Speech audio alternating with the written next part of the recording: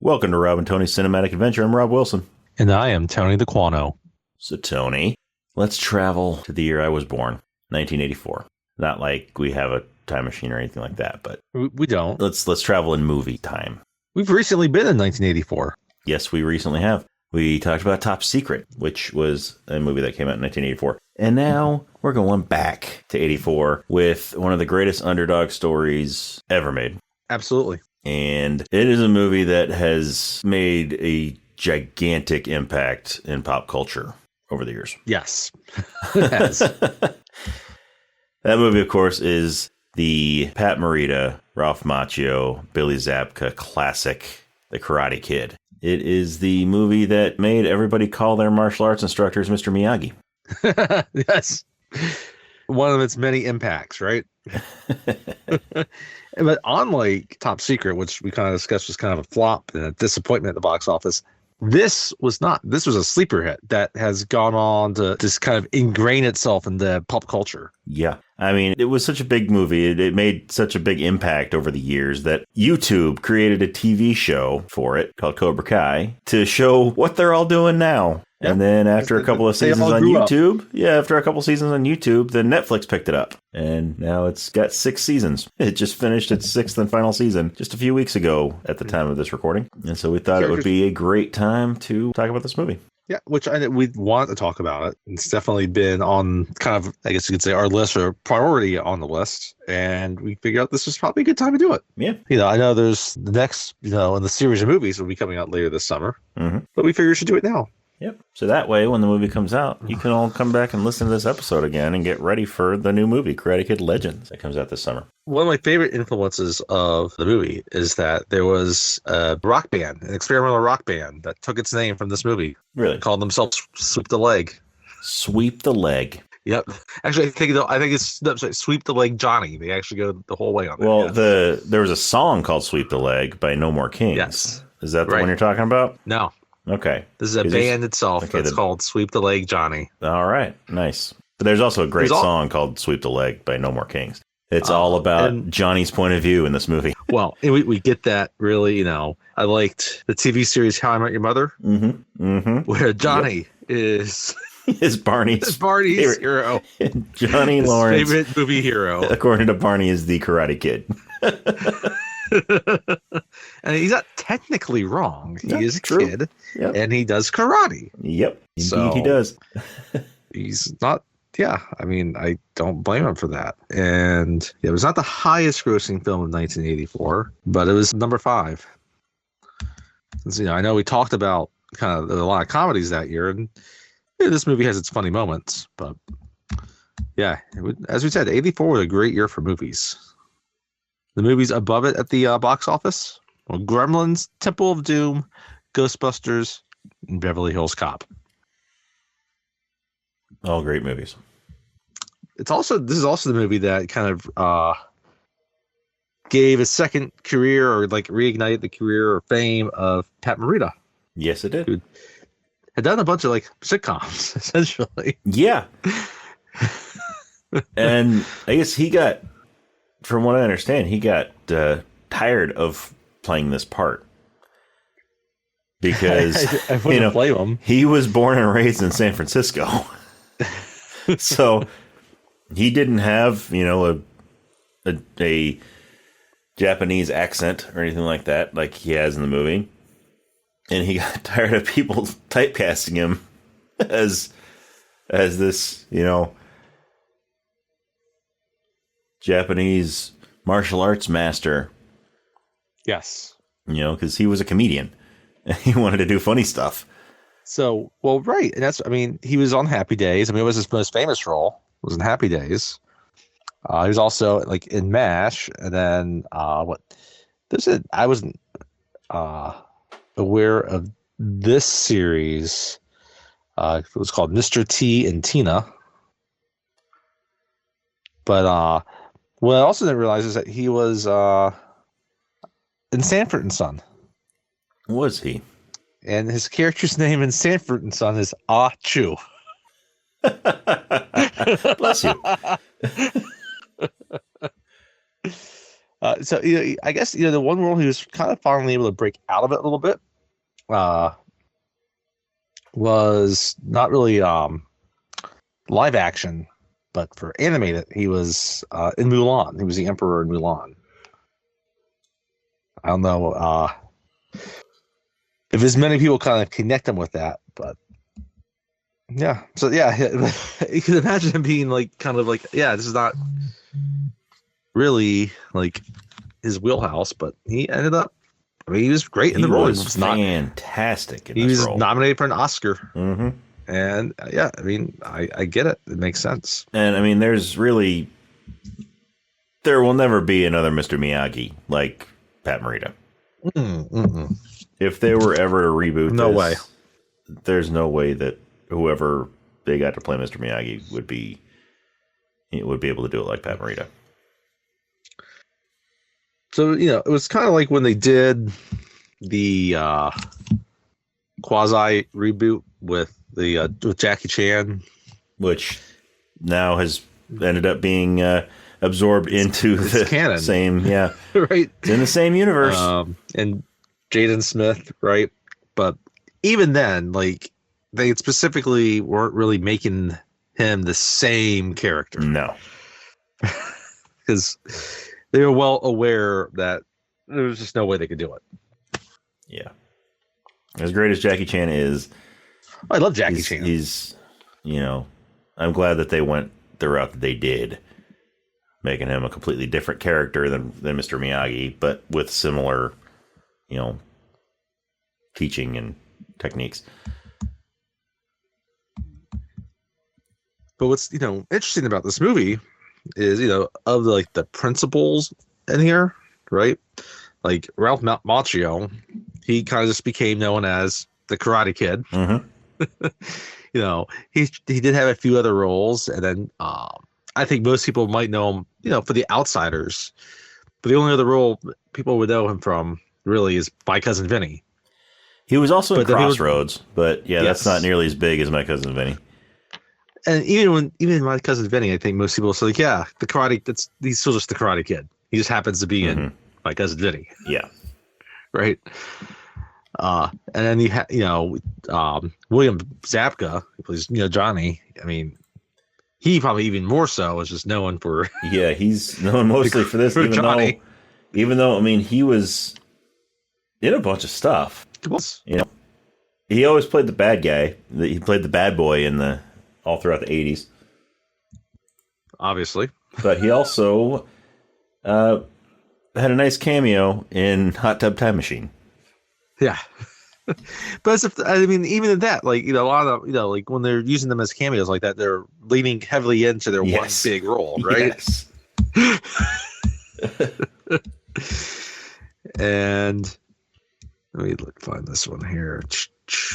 And what's funny about Hot Tub Time Machine, his role in that is his wife or girlfriend in that movie, right, is Diora Baird, who played his ex-wife or his ex-girlfriend. I don't remember if they were married or not in the show before the show started, but plays her in Cobra Kai. Okay. So they're a couple in the Hot Tub Time Machine, and they're a former couple in Cobra Kai. So I thought that was interesting. Yeah.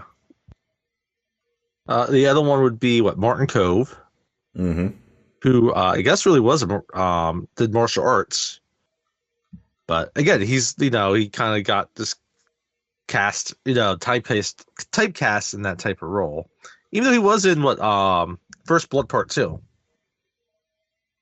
and I didn't realize he was a regular on Cagney and Lacey in the 80s. Huh. And let me see when his first time appearing on that was. Let's see if his first episode was before Karate Kid. And he is so good at playing the bad guy. Oh yes, he does a great job in it. I've heard interviews and stuff like that with him.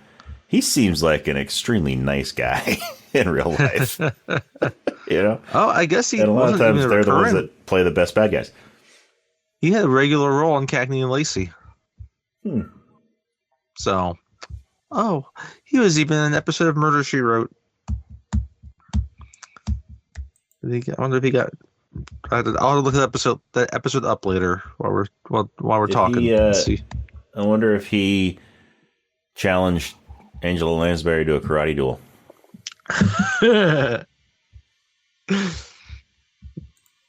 Oh my! Because he realized that she was the killer.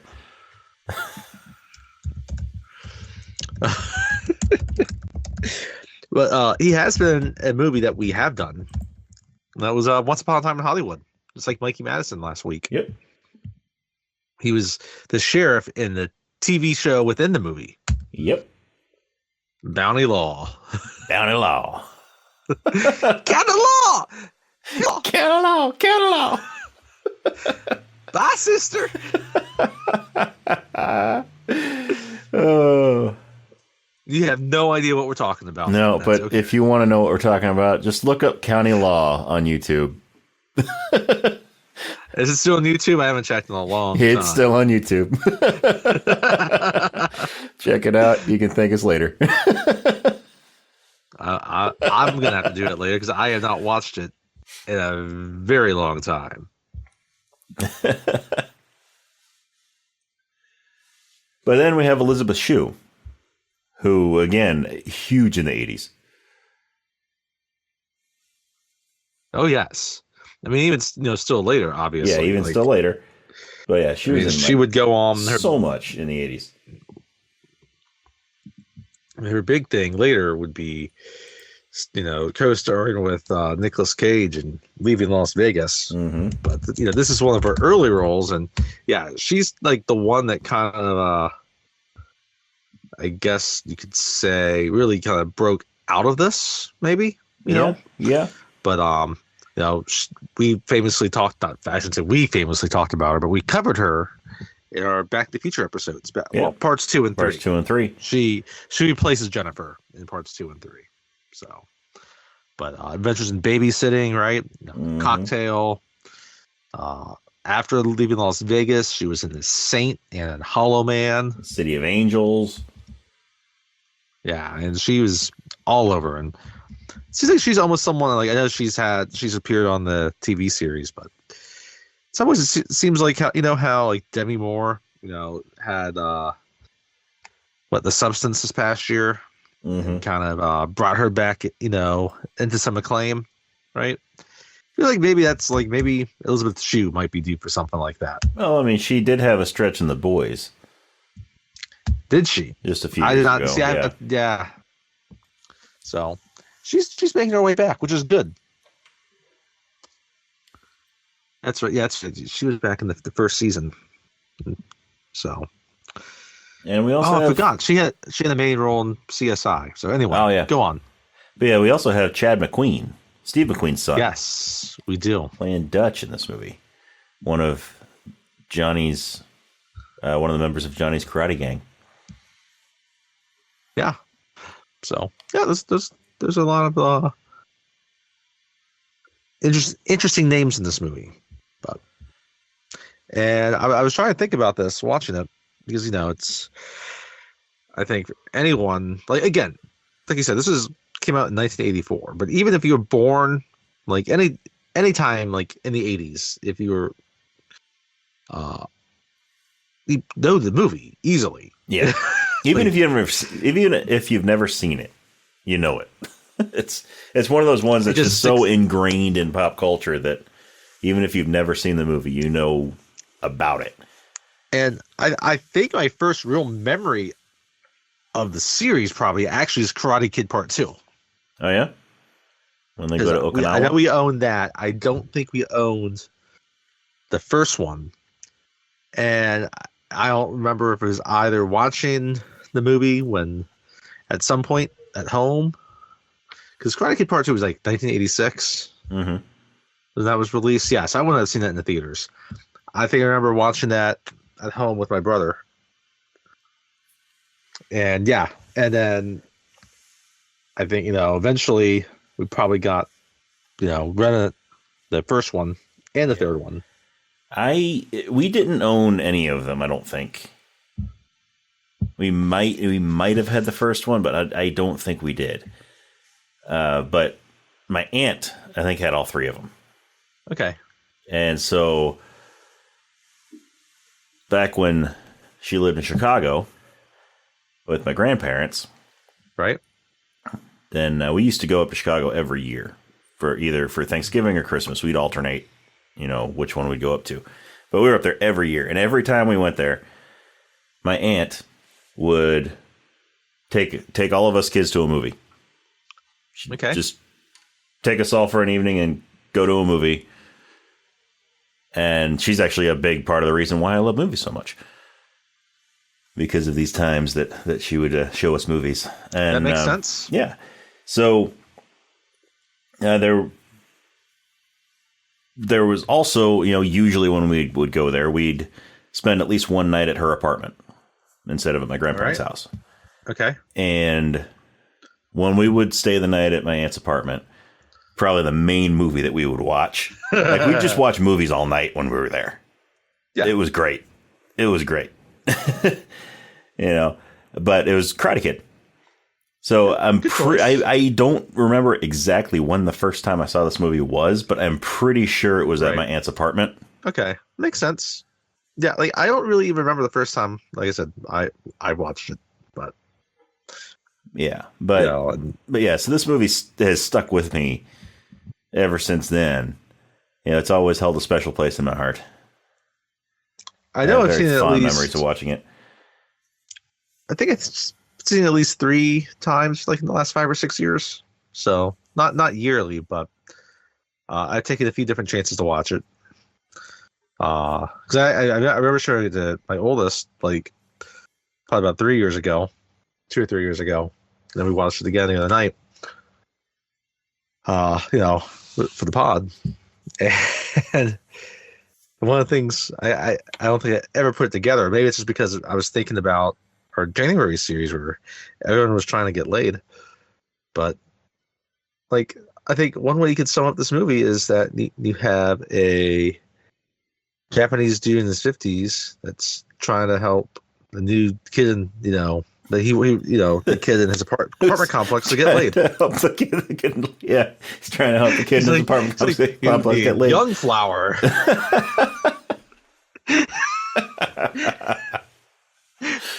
Oh, yep.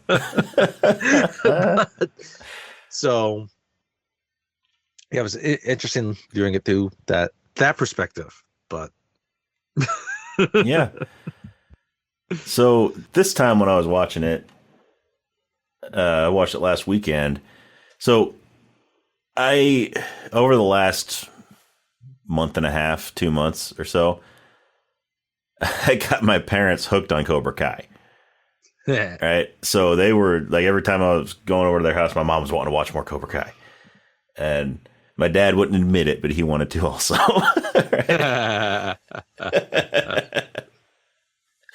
But so, we watched the entire series over there. And then last weekend, because we just finished it, I think 2 weeks ago, like 2 weekends ago. So last weekend when I was over there, like, hey, I got to watch Karate Kid for the podcast. You want to watch it? Then you can see how, where all these characters came from. Because my mom had never seen it before. My dad had seen it years ago, but my mom had never seen the movies. Okay. So, yeah, so I watched it with them. And, I know my mom loved it. My dad seemed to love it also, even though he wouldn't admit that. He was hooked on the whole, Karate Kid and Cobra Kai and all that. So, all right. It was a great time because we watched this one. We watched Karate Kid, and then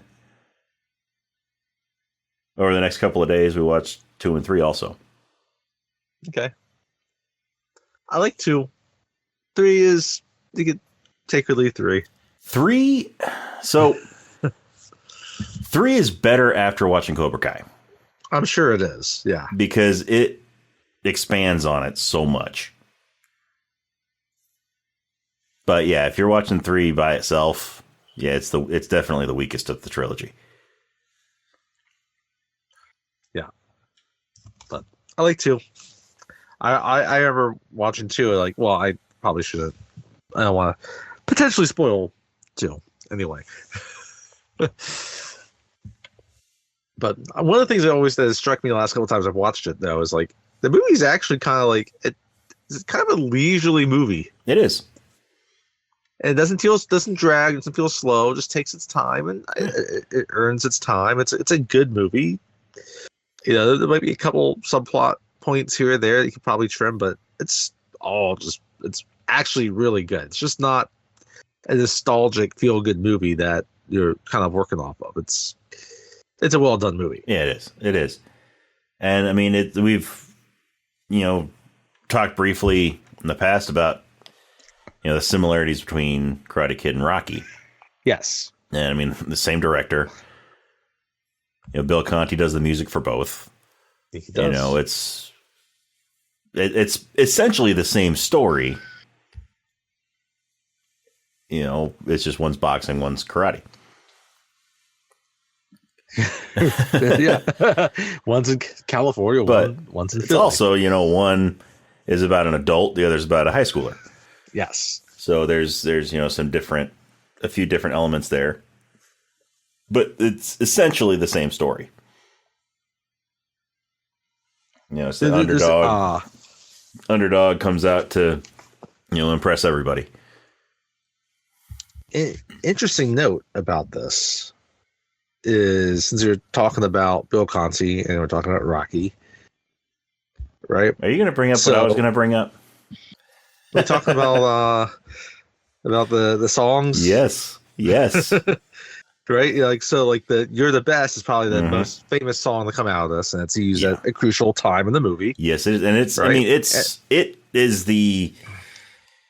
it's extremely fitting for this movie. Oh, absolutely. Except but one it's line. Only in here because Sylvester Stallone rejected it for Rocky 3. Yeah. It was originally going to be in Rocky 3. And then Sylvester Stallone decided that he was going to have Survivor Right Eye of the Tiger for it instead. And so after You're the Best got rejected for Rocky 3, then they took it to Flashdance. Yep. And it was turned down by them too, in favor of Maniac. Yeah. So then it ended up in Karate Kid, and it fits the movie perfectly, except for one line. One line toward the beginning of the song. Yep. History repeats itself. Yeah. That's where it was, clear that it was written for Rocky 3, because history was repeating itself in Rocky 3. Right. It makes no sense in the context of Karate Kid. But 1. Still, it's great. It fits, other than that one line, it fits perfectly with this movie. And actually, there's a point in Cobra Kai where they play the song, and that line actually makes sense because of the context of where they're playing it. Yes. I should also know that Bananarama's Cruel Summer is also in this movie. Yes, it is. Which is it's not actually on the official soundtrack. It's in the movie. It's actually, I think, it debuted in the movie before it came out, on the record. So that used to be more of a thing. Like, you could have, the actual songs that were parts of both, movie soundtracks and studio albums, right? Or not even if, anyway. But different time. Yep. Different time.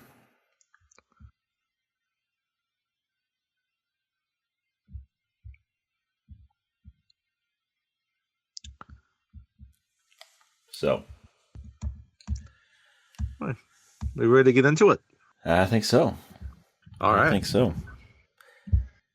So, before we get started, spoiler alert, we are going to be talking about this entire movie, beginning, middle, and end. So, if you have not seen it and you don't want to be spoiled, then pause the podcast, watch the movie, come back and listen. If you have seen the movie or you just don't mind being spoiled, and keep on listening, we are going to spoil this movie that is now 41 years old. So, if you haven't seen it, then, Sorry for spoiling it. Even though I'm sure you probably already know everything about it, even if you haven't seen it.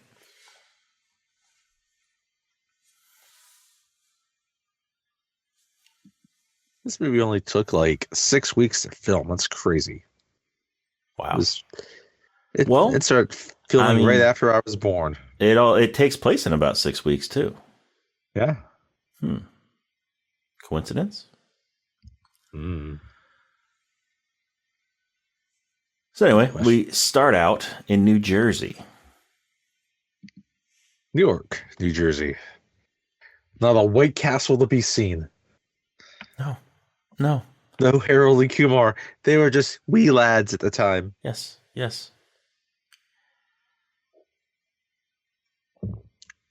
And it's essentially a mother and her son. They're packing up their car and Driving off. Driving off. And, we get the classic 80s, like, road trip montage. Yeah. I always love how, like, I like having, they have the bike on the car. They're going to drive across country with a bike on top of their little car. Yeah. It's like a late 60s, early 70s, like station wagon. Yeah. Now, not the cool station wagons. They could have strapped the bike to the side of the station wagon, and Daniel could have used it as like a sidecar. That was awesome. What his mother should have been thinking. Yeah. What was she thinking? His mother, by the way, is played by Randy Heller.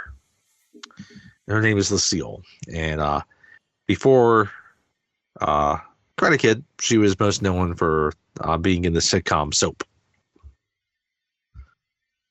Later, she would also be in Mad Men. She'd be one of the secretaries in Mad Men. Anyway, so yeah, the good, road trip montage, right? Yeah. You're seeing different sites across the country. You get the music. There's little, some misadventures, right? You have to, they have to push start the car. Yeah, they have to push start the car, which is not the only time in this movie they had to push start the car. It's not the only time they had to push start the car. If you don't know what that means, if you're really confused, you can just go ahead and Google push starting a car. Yeah. Most people have automatics these days. So. But hey, if you know how to push start a car or any other motorized vehicle, thumbs up to you. But they arrive in Los Angeles in Reseda, which is in the valley. If you don't know your Los Angeles, the greater Los Angeles area geography, and his mom's excited. Yeah, she's real excited. He didn't want to move. He wanted to stay in New Jersey. Daniel LaRusso, he wanted to stay in New Jersey, and he's real upset. Because he's not gonna have any friends or anything like that. He's in high school, right? He's in high school. He's got all his friends. Yeah, he's going into his junior year in high school. He's got all his friends back home. Like, I get it. Like, and he's a New Jersey boy, right? He gets it. He's out here on this other coast, and he has no idea what to expect. Yeah, I get it. He's not his choice to move, right?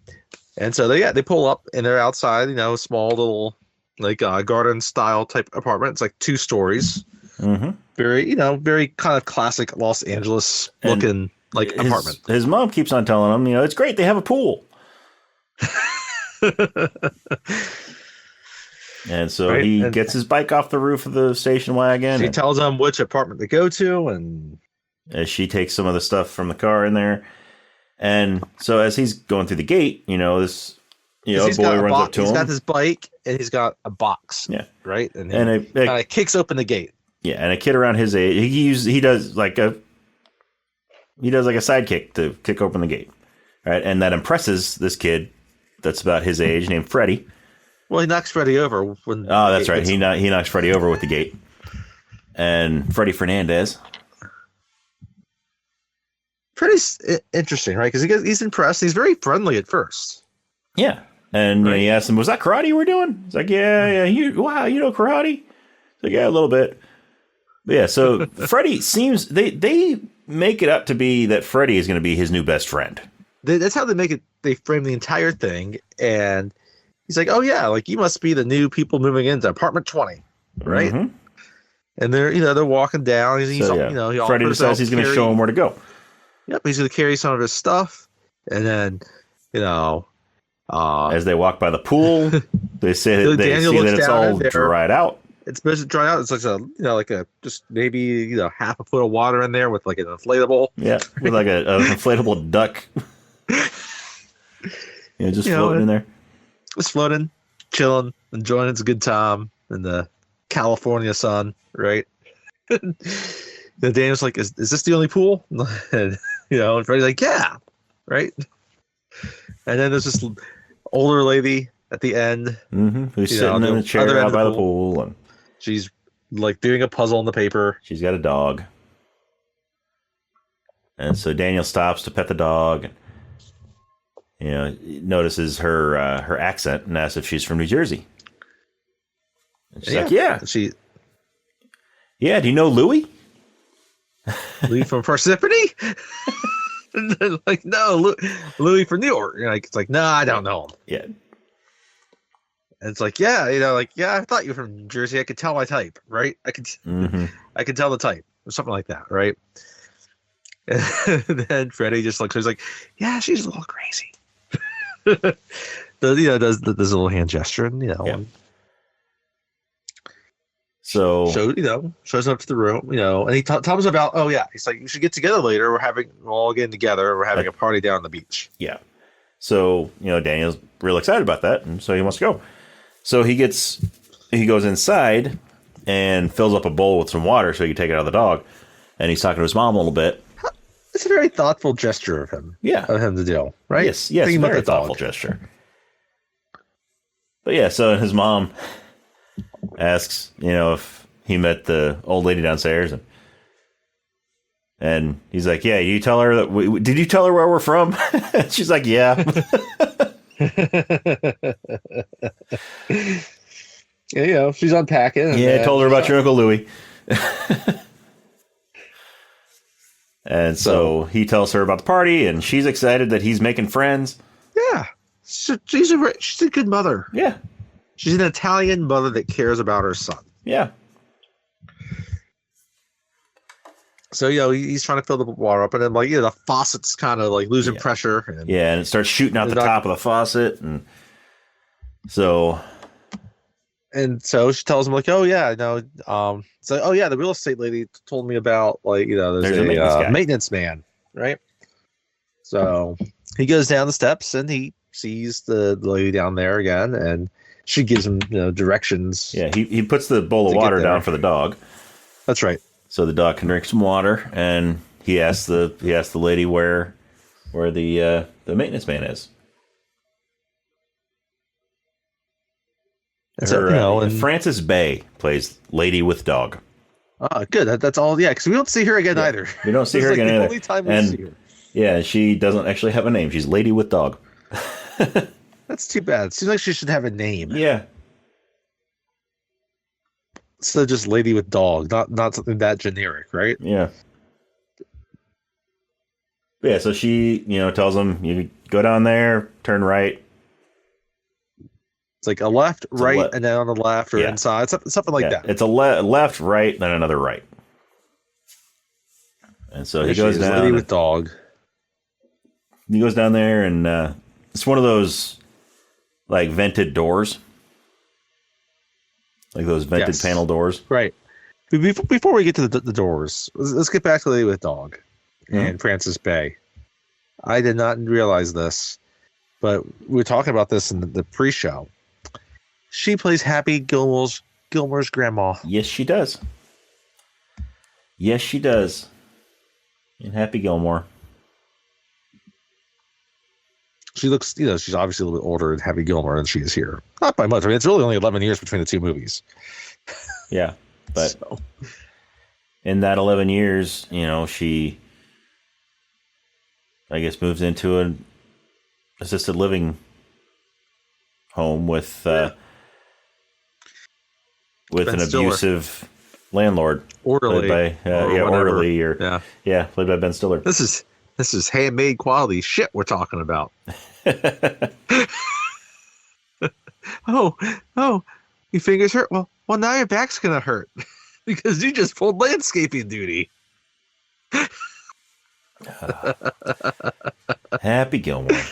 Happy Gilmore. Anyway, so they're like the invented doors, which makes sense. Like basically like a maintenance office, and there's not a lot of space in there for it. And I think what's interesting, you walk in and you get the sense that it can almost be not just like a maintenance office. It could almost be his apartment. In fact, I think it is. His apartment. It is. Yeah. I mean, we discovered later he has a house too. Yeah, but I think like there's like a little. There's like a little cot, and he's got like a little seems like he's got somewhat of a like small kitchen setup, right? Yeah. I'm not sure if he's got like a bathroom in there, right? But he spends a lot of time in there. Mm-hmm. It's more than just a workshop. Yeah, I mean, he clearly spends time when he's off the clock in there. Yeah, I mean, we see him there at nighttime, and then like you said, he has a whole house, not too far away. But you look around like once throughout the movie, like you can see like he's got a bunch of tools and workbenches, but then there's a lot of other things happening in there. Yeah. But anyway, so when Daniel first gets in there, then we get Pat Morita sitting there. We kind of see Pat Morita. He's kind of in the foreground, and Daniel kind of comes in the back. He's in the background of the scene, and there's a fly moving around, right? And kind of one of the classic images of the movie. Yep. Trying to capture the fly with chopsticks.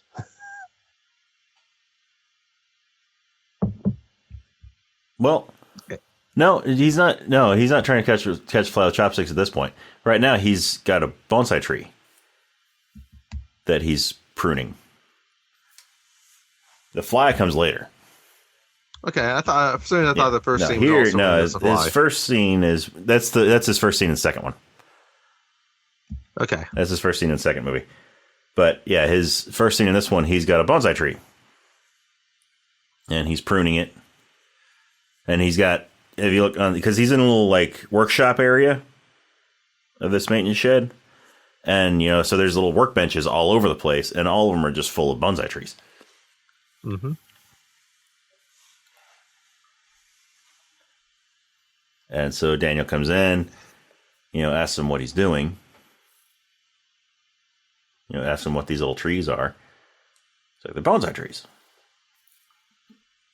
He's like, how do you get them so small? He's like, you make them small. Doesn't that come later when he does that? That's because right now he just asks him to fix the faucet. And he's like, later. After what? After. Right.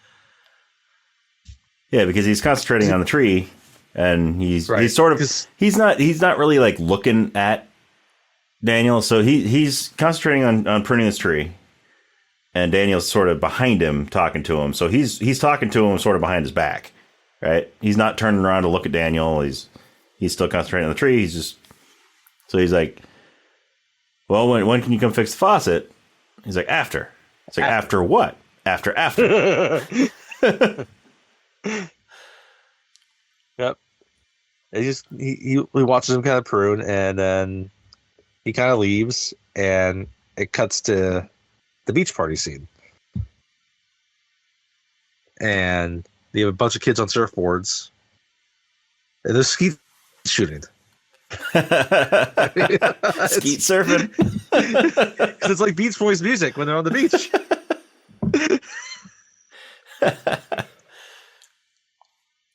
No, they're playing soccer, and Daniel is showing off his soccer skills. Yeah, and he's playing. And, they're going around, kicking sand up. They're kicking sand up right by the girls, and by the girls, yeah. And they're all the girls are kind of laughing, and one of them is Allie Mills, played by Elizabeth Shue. And she immediately, sees Daniel and kind of takes a liking to him, or at least thinks he's cute. Yeah, right? and Daniel sees her and thinks she's cute. Yeah, they're teenagers. They got hormones going, right? Mm-hmm. Yeah, so it makes perfect sense. Daniel asks Freddie about her. And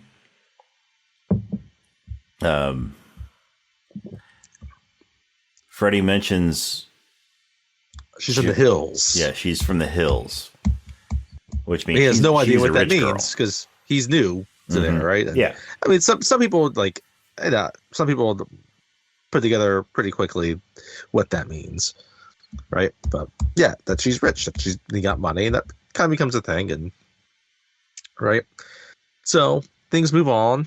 It gets to night, and now it's a little bit foggier, kind of like how California gets. Fall girls in there, and they're in the valley, right? I think people, that's one of the things he mentions when he arrives there. It's like, oh yeah, like we don't have smog in New Jersey, yeah, right?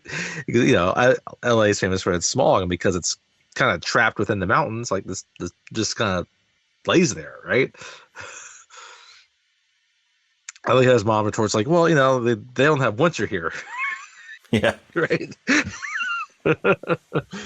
So throughout the party, he's kind of, Daniel's kind of getting to know Allie a little bit. They're kind of flirting and talking, and he finds out that she recently broke up with her boyfriend. Yeah. His name is Johnny, and Johnny's there at the party also. He's on the beach. Well, he shows up. Johnny and his friends show up on their bikes. And we're not talking about on dirt bikes, and not 10 speeds, right? And he's trying to make amends with Allie, right?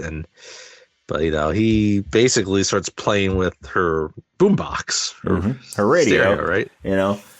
Because she's listening to it and she's ignoring him, so he grabs it. He grabs the radio, and he refuses to give it back to her till she talks to him. And Daniel's watching all this. Yeah, Daniel's watching all this, and so he steps in. Because he doesn't know Johnny. He just knows that he's her ex, and he's creating trouble for her right now. So he wants to defend his new girl, or the girl that he wants to be his new girl. And so he sort of steps up to Johnny, and Johnny uses karate on him. Yep. Yeah. And he lands, beats him up, lands in the sand there, and he's humiliated. And Johnny throws the radio down on the sand. Allie's even more angry at him now. Like, Johnny, I don't know what you proved by doing that. Okay, he's a teenager, but even as a teenager, he probably should realize that's not the way to win her back to you. Yeah. Yeah. Anyway, like this whole thing, what made Johnny go up to her in the first place here is she saw Daniel and Johnny flirting, or Daniel and Allie flirting. Yes, right. And so he saw them talking and sort of laughing and joking around, and he got jealous. And so he decides that he's going to go up and he's going to try to get Allie's attention. So he breaks her boombox. Mm-hmm. Yeah, throws it down on the ground. A guy up. Yeah. Beats the guy up that she was just talking to, that she was just laughing with. No. Yeah. No. Smooth move, X-Lax.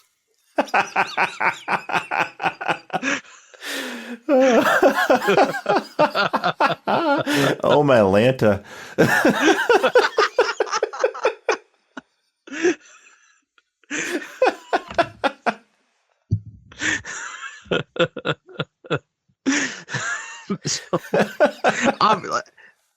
Obviously, she's not impressed. No. And she feels bad for Daniel. He's this new kid. Yeah. So right? Johnny, and he's humiliated. And it's funny, it's like there's a bunch of other, obviously there's a bunch of other people on the beach. Just Allie has these two friends of hers that are like, oh, he's a loser. And then all the guys at Freddie's friends are like, where did he find that guy? Yeah, we can find him. And then Freddie just does a complete 180 from how he was treating Daniel before. And he's just a dick to him now. And we never hear from Freddy again.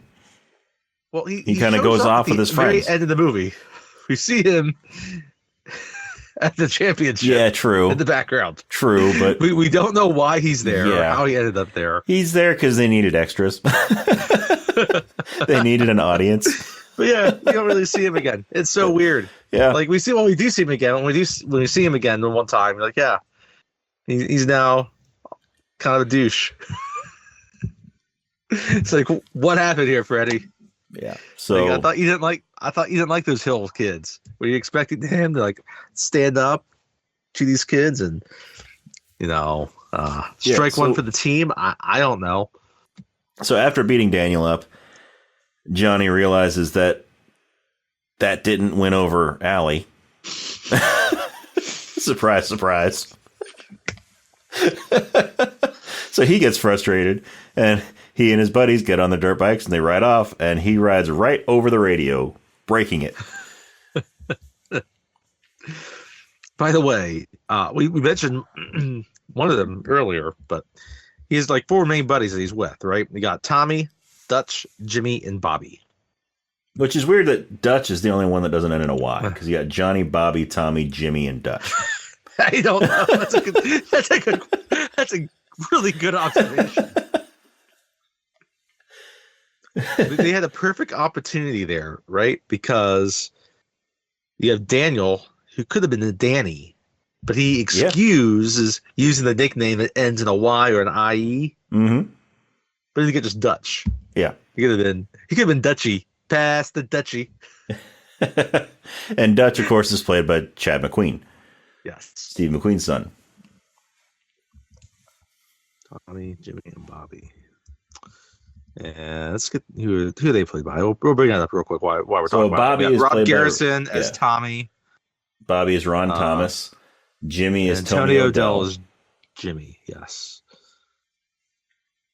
And then we got Frank Burt Avalon as Chucky.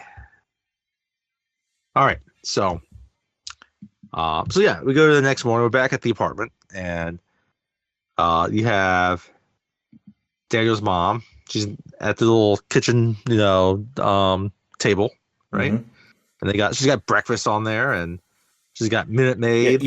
She's got your stereotypical 80s movie breakfast, like this whole breakfast. And then Daniel comes out of his room wearing some aviator sunglasses and grabs a piece of toast. He's like, bye, Mom, got to go to school. Which, right, like toast is, that's a very obvious potential thing that a kid might eat for breakfast before going to school. Who has time for like these full breakfasts on a weekday morning? Yeah. It's like, I'm going to make some eggs, going to have a couple pancakes on here. Some waffles. Also going to do the toast, right? Waffles, right?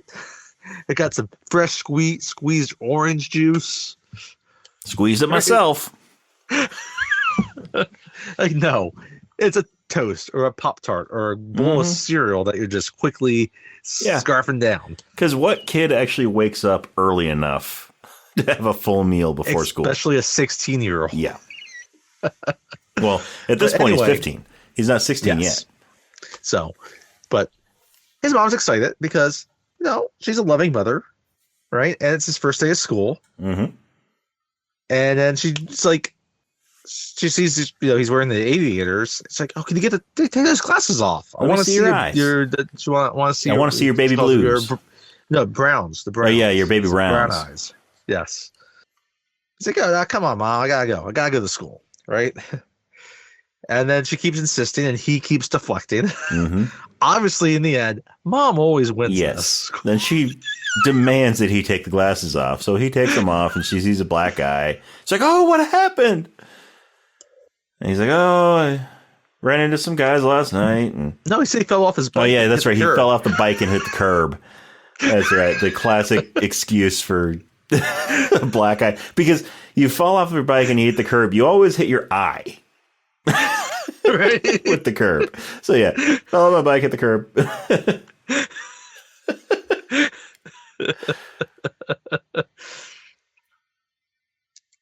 All right, and and she's worried. Obviously, she's a good mother, and he obviously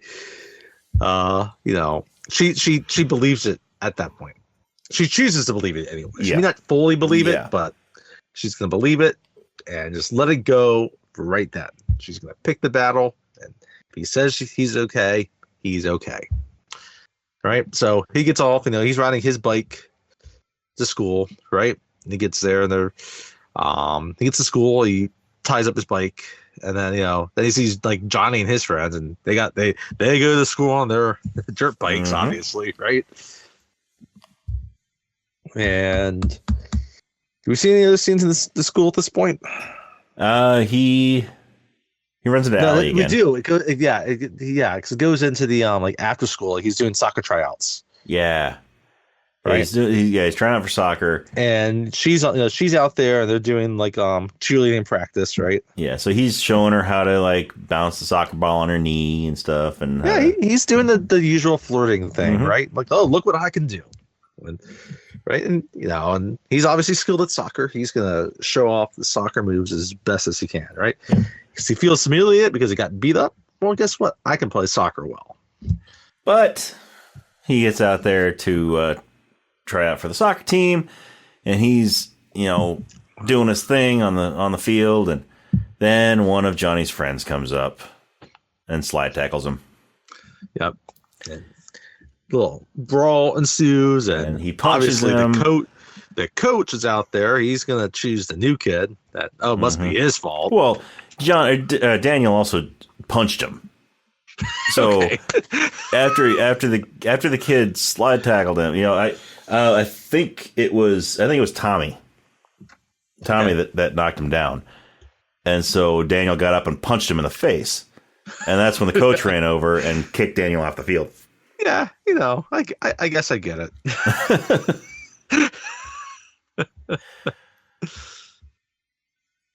So, and Allie, of course, saw the whole thing. She's over practicing her cheerleading with the squad, and she's getting out of step with everybody. She's watching what's going on, and she's getting distracted. And so she sees Daniel run off, and he's like, "I hate this school. I hate this town." Yeah, I love his reactions. Like, it's so classic. I hate it. I hate it. I hate it. I mean, hey, he's 15. I don't really. It's like, I just want to be back in Jersey. So then it shows a little after the practice or the tryouts, and Allie is walking with him, trying to cheer him up. Yes, she still likes him. And they run into Johnny and his friends. That's right. And so Allie's trying to get him to talk to her, right? It's like you need to confront, because they run into Johnny and his friends, and Daniel kind of just leaves. He just tries to avoid him, and so Allie grabs him and she's like, "Hey, you need to confront this. You need to stand up for yourself." And I need a man that stands up for himself on his data. And so Daniel just brushes her off and goes home. And he goes home.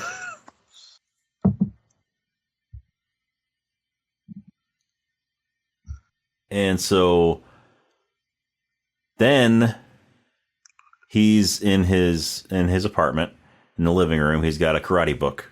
Yeah, he's got a karate book, and he's doing his moves, and he's sweating, doing some kicks, and Mr. Miyagi comes in. Yep, Mr. Miyagi comes in with his toolbox. He's like, "Fix faucet." He's like, "Oh, karate!" Right? And he's like, karate? He's like, "Yeah." He's like, "Well, I took." He basically just says, like, "I took some lessons at the Y." Yeah, took some lessons at the Y. And and Mr. Miyagi's like, "No, learn karate from book."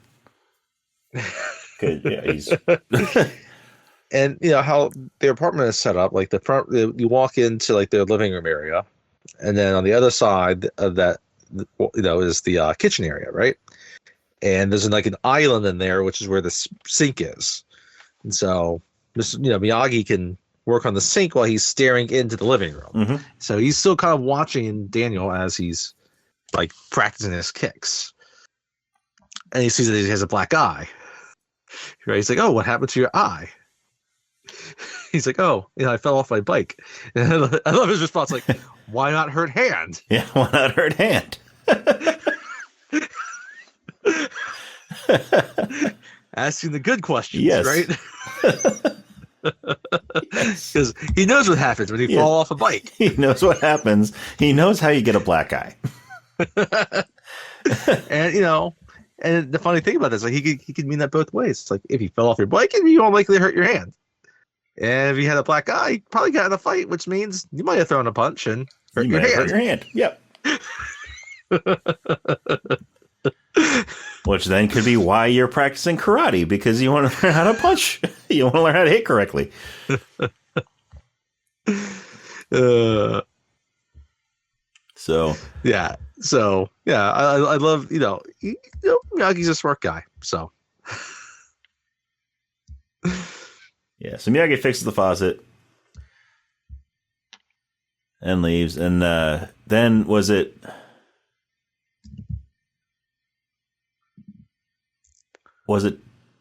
Daniel's mom that sent him down to Mr. Miyagi to thank him or something for fixing the faucet?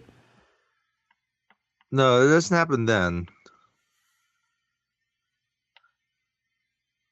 Yeah, no, because then he goes to meet his mom for dinner. His mom's working as a waitress, right? Yeah. And so what's interesting, we forgot this point. Like one of the reasons they moved out there is that's right. Yeah. She got a job with Rocket Computers. Yes, that's right. Yeah, so they're eating. It was going to be a big deal, and so first he's supposed to meet her there, but on his way he sees the dojo, Cobra Kai dojo, and he decides. So he's going there, and he sees his mom like working as a waitress, and knocks on the window and tells her he's going to go over there, right? Mm-hmm. So he goes in, but anyway, I would say back to the point about that's the reason they moved there, was that she was going to work for this computer company, which is the 80s. Like it's a big deal that they work for an upstart computer company, right? Yeah. But here she is, it makes sense. Maybe she's working with a restaurant in the meantime. So he goes over there, and he sneaks. He kind of gets in. He kind of sneaks in the back, and he's just kind of watching, and they have the rows of the students, and they're practicing, right? And then you see their sensei, right? John Kreese. John Kreese, played by Martin Cove. He's barking their orders, and you can tell right away, like he's a hard ass. Yeah. I mean, the slogan for Cobra Kai is strike first, strike hard, no mercy. And right inside the door, there's a big, up on the wall, it says, "Fear does not exist in this dojo." So it's like there's a cardboard cutout of him. Yeah. And then a picture of him in military fatigues holding a rifle.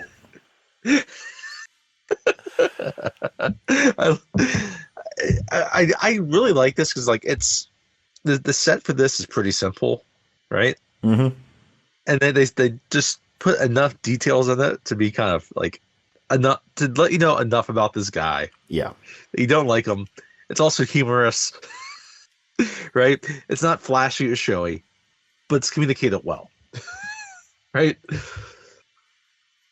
And so, Daniel's sitting back there, he's watching them, and then Kreese tells this guy Johnny to lead them, right? Yeah. And he sees at the front of the class, facing all the other students, is Johnny.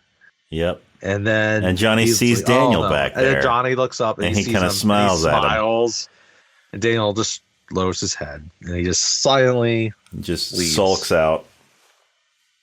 And now, he goes back to the restaurant. He's eating dinner.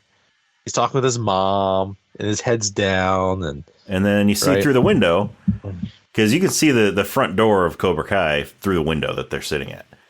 Yes. And you see Johnny and his buddies. It's an intersection. They're on Yeah. opposite sides of an intersection, right? Yeah. And so you see Johnny and his buddies come out of Cobra Kai, and they walk over. They walk out to the middle of the street, and you see one of them see him in the window. Yeah. See Daniel in the window. And so, it calls the others over, and all this is kind of happening in the background while Daniel and his mom are talking. Yeah. And now Daniel's mom's excited because she's taking the management position at this restaurant. But, one has to open up first. She's got, they do training, and then when one opens, she's in. Right? And I guess the computer company did not work out. Yeah. Hey, I'm sure a lot of them try to start up and failed out. Steve Jobs, Bill Gates. They had, anyway.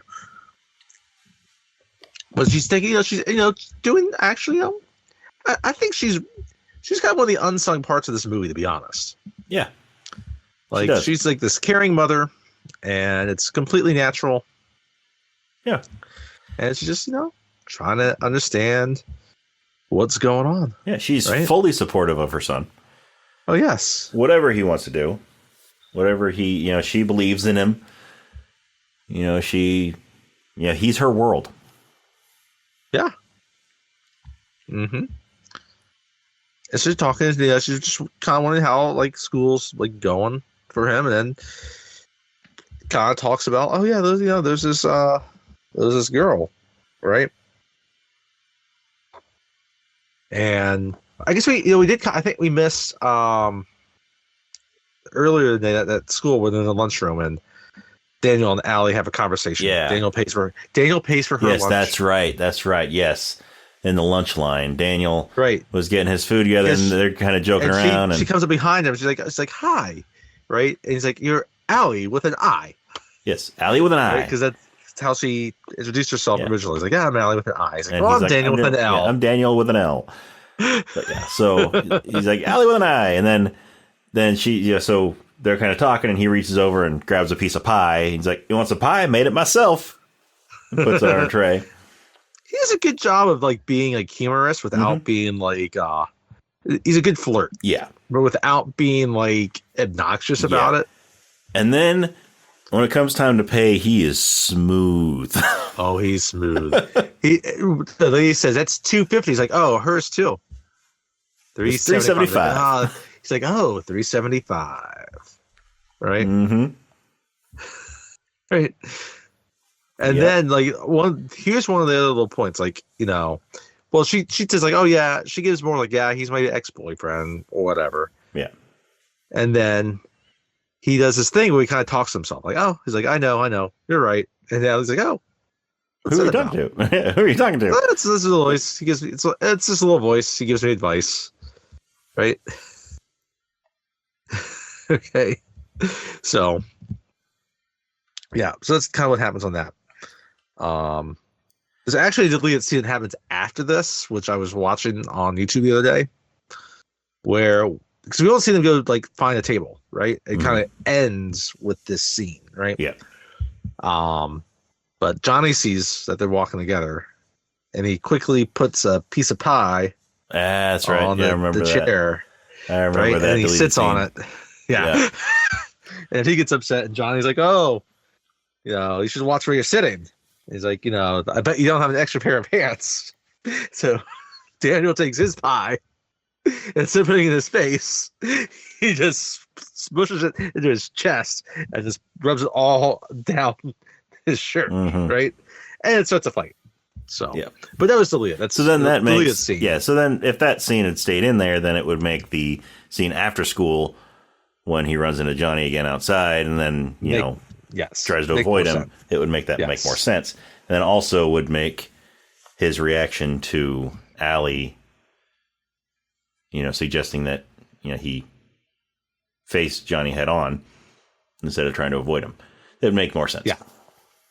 So anyway, so he's back at his mother's restaurant. Yeah, he's telling his mom about Allie, and he's like, I don't think anything's gonna really. I don't think it's gonna work out, because this is after their conversation after school, and he thinks that she's upset with him, and Yeah. And then, he sees Johnny there, and he's like, oh, he's going to keep hounding me. It's just, anytime he sees me with her, it's just going to be bad. Like, this probably isn't worth it. And, his mom just asked, asked her about some other girl that I guess he knew back in Jersey. And he's like, oh, yeah, no. I like her, but maybe prettier or whatever. But she has to leave because she's got a table, right? Mm-hmm. It's like, and his mom's like, I'll see you at home. Be careful, right? And then the voice comes up again. I like this little part. Right? It's like, oh yeah, oh yeah, she's hot, like and he's trying to like pep talk himself about things, and so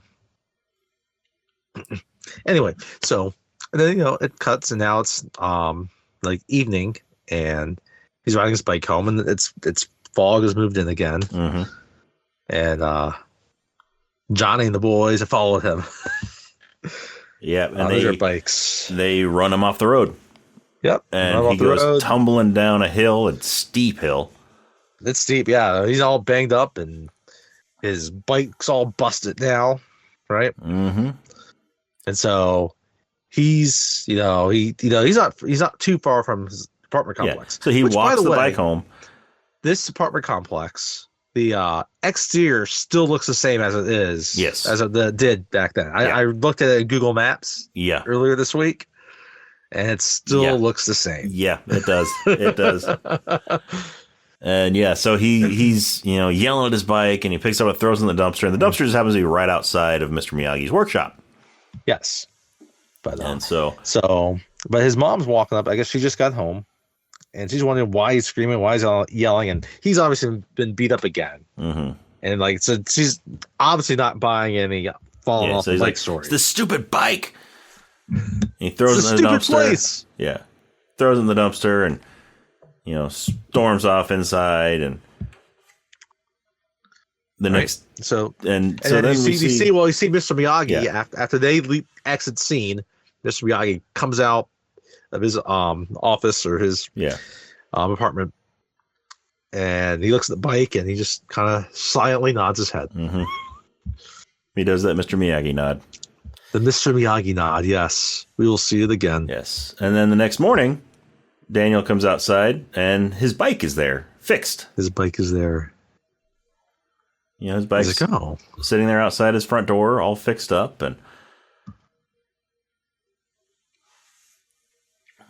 and so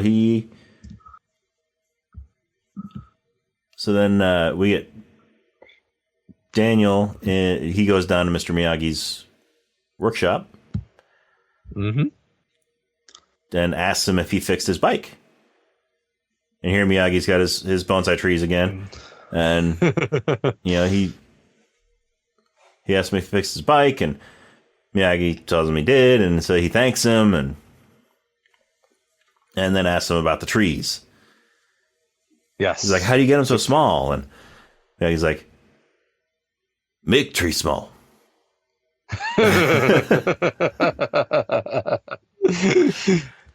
And he does like clip here and tie there. Yeah, clip here, tie there. And so he points to one of them that he hasn't gotten to yet, and he, asks Daniel if he wants to trim it. So he gives him some shears, and Daniel's like, I wouldn't know how. I mean, yeah. And so Miyagi's like, close your eyes and picture what you want the tree to look like. Only tree. Only tree. Clear mind. Only tree. Picture what you want tree look like. No. Do you have eyes? picture? Do you have picture? Do you have picture? That's right. And Daniel's like, yes. He's like, open eyes, make like picture. I love it. It's kind of like Michelangelo, not the turtle, but the sculpture. It's like the sculpture's already in there. Mm-hmm. I just got to take away the excess stone. Yeah. The tree is already in there. You just got to take away the extra branch and green, right? Yeah. So Daniel has his picture of tree. And he starts, he starts his flipping. And this whole time, like every time that we've seen Mr. Miyagi with the bonsai trees, he's always wearing this headband. Yes, that's right. Yes. No. Perfect little, I'm glad he brought that up because it's an important piece of wardrobe. Yeah. I mean, it's got like a flower on the front of it, and it's like white. It's got like blue spots going along the sides and around the back, and this big flower right in the middle of the front.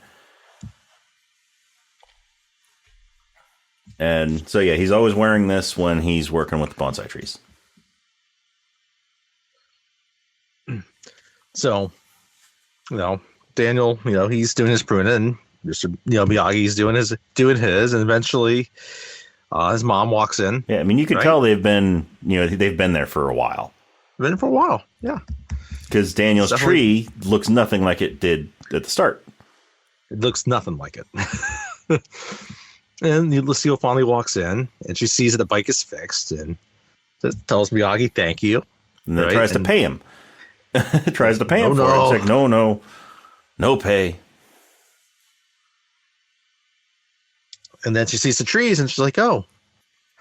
It's like, "Oh, these are very nice," and and Mr. Miyagi gives her one. Yeah, as a housewarming gift, essentially. Yeah, gives her one, and she's like, "Oh no, I can't take this." Miyagi insists. It's like no. It's like no. No hurt feeling. Yeah. Right. Right. It's a gesture. Right. And so, and then she tells Daniel she has to go. They have to go home. And he's like, no, it's a little bit longer. Because he's really into it. Yeah, he's really into it. And she's like, no, we gotta go. We gotta leave Mr. Miyagi alone. And we got school in the morning, right? And so he reluctantly gets up to leave, and Miyagi stops him, and he's like, "Daniel, your tree." And he gives him the tree he was working on. He's like, "Practice." Yeah, practice. And like Daniel was impressed because Miyagi gave his mom the best one. Yes, that's what he said. That's what he says. Like, that's the best one. He gave you the best one. And so I think it's also important to say up until this. Was it here or was it a little bit later when he finally corrected him? But all this time, Daniel's been calling Mr. Miyagi Mr. Miyagi. Yes. Yeah, I think at this point, he's like, no, Miyagi. Yeah, You're right. There's also a little point in this that we neglected when he's first telling him about how to, right before he tells him to make like picture, right? Mm-hmm. He just asks, he's like, well, who taught you this? He's like, his father, right? It's like, he's like, oh no, he was a fisherman, but this is what he taught me to do. And he's like, oh, it's like, well, what country do you come from? He's like, he just says like Okinawa. Okinawa, yeah. He's like, he's never heard of Okinawa. He's like, and he just tells him like, well, China here, Japan here, Okinawa here. All right. So anyway, so they he goes home with his bonsai tree. Yeah. And he basically, Mr. Miyagi has become Daniel's only friend. Yes. Yeah. So Daniel has started, after school, he goes and hangs out with Mr. Miyagi. Mm-hmm. And so eventually one day, it's at school and there's a school dance coming up. There's a school dance. It's Halloween, right? Yeah, there's the Halloween dance, and Daniel is in Mr. Miyagi's workshop talking to him about it. And Mr. Miyagi was saying like, "Oh yeah, I rode by school today, and it looks like there's a dance. There's a big thing going on." And Daniel says, "Well, I'm not going." And he's like, and Miyagi's like, "Why not?" And Daniel's like, "Well, because I'm going to get beat up if I go, unless it's a costume dance. So unless there's a costume unless I can go as the Invisible Man, I'm not going to go." And Miyagi's like, "Oh." And meanwhile, behind Daniel on the wall, you can see this curtain. It's like red curtain with white polka dots on it, just hanging up on the wall, and this big hoop.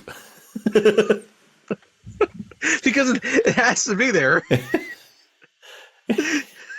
And so next thing, it cuts to the dance. And, Allie's there, talking with her friends. With two friends, and she's and then she sees this, she's like, oh, I see Daniel. Yeah. And it cuts across the room. And there's this shower walking through the room. It's just like this red red and white polka dot shower curtain. Just like full circle shower curtain with this like shower head faucet sticking out the top, with some like streamers hanging down from it like water.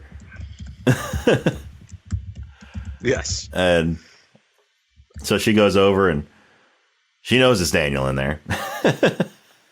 So it's like, and everyone else is wondering, like, oh, like how do you know? It's like, oh, I know, right? Because like he's trying to hide. She gets that. She still likes him, and he keeps hiding from her. Yep. Right. And so she goes and surprises him. I forgot to mention, like, when they're talking about this, Miyagi has 3 pumpkins. I like that he. Yes, that's right. He's carving the 3 pumpkins. While Daniel's talking to him about the dance, Miyagi's carving pumpkins. He's lighting candles inside them to make them jack-o'-lanterns. Yeah, that's right. And Allie is definitely decorated very kind of like masquerade type, where she's got like a kind of a white outfit, but she's got the glasses thing, with the mask with the on the stick, right? And there's someone here that's, I thought, do you think they were dressed as like a rocket? Yeah. I was looking at trying to remember seeing some of the early costumes that you see in this. But anyway, so she goes in and they get inside the curtain, and they doesn't lead to anything, but but they're dancing. They dance. Bit. They're dancing inside the shower curtain. And then they look out, and then there's this guy in a chicken costume. And he's clucking around, and he's got real eggs, and he's throwing eggs at everybody. And then he throws one at Daniel's head. And they're laughing at it. Like, face. That guy's funny, right? And he gets one at Daniel. Daniel kind of laughs at getting the egg in the face, right? At first, it kind of makes it seem like that might be Johnny or one of his friends. They're targeting Daniel. But no, it's just some random guy in a chicken costume throwing eggs at people.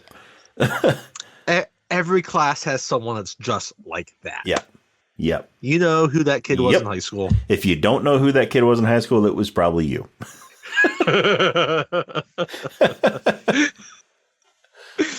So he goes in the bathroom, and he's washing the egg off his face, right?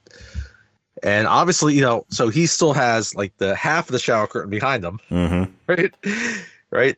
And so his back is kind of concealed, right? Yeah. And so it's around enough that you wouldn't even see his like reflection in the mirror if you were to walk in. Yeah. And so he hears somebody talking, and they say the name Johnny. And he notices that it's Johnny and his friends are over there. Johnny is in the bathroom stall. Yes. And he's rolling some doobies. His friends are like, "Come on, Johnny, hurry up." And they're all dressed like skeletons. Yes. I love how Johnny has an old-fashioned Walkman. Yes.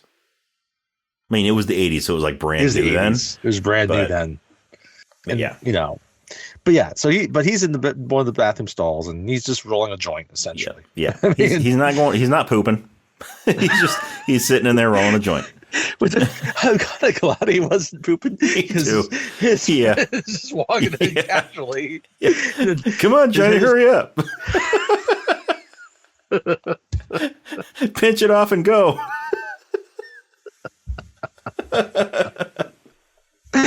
His head just pops up above the stall, and he looks around.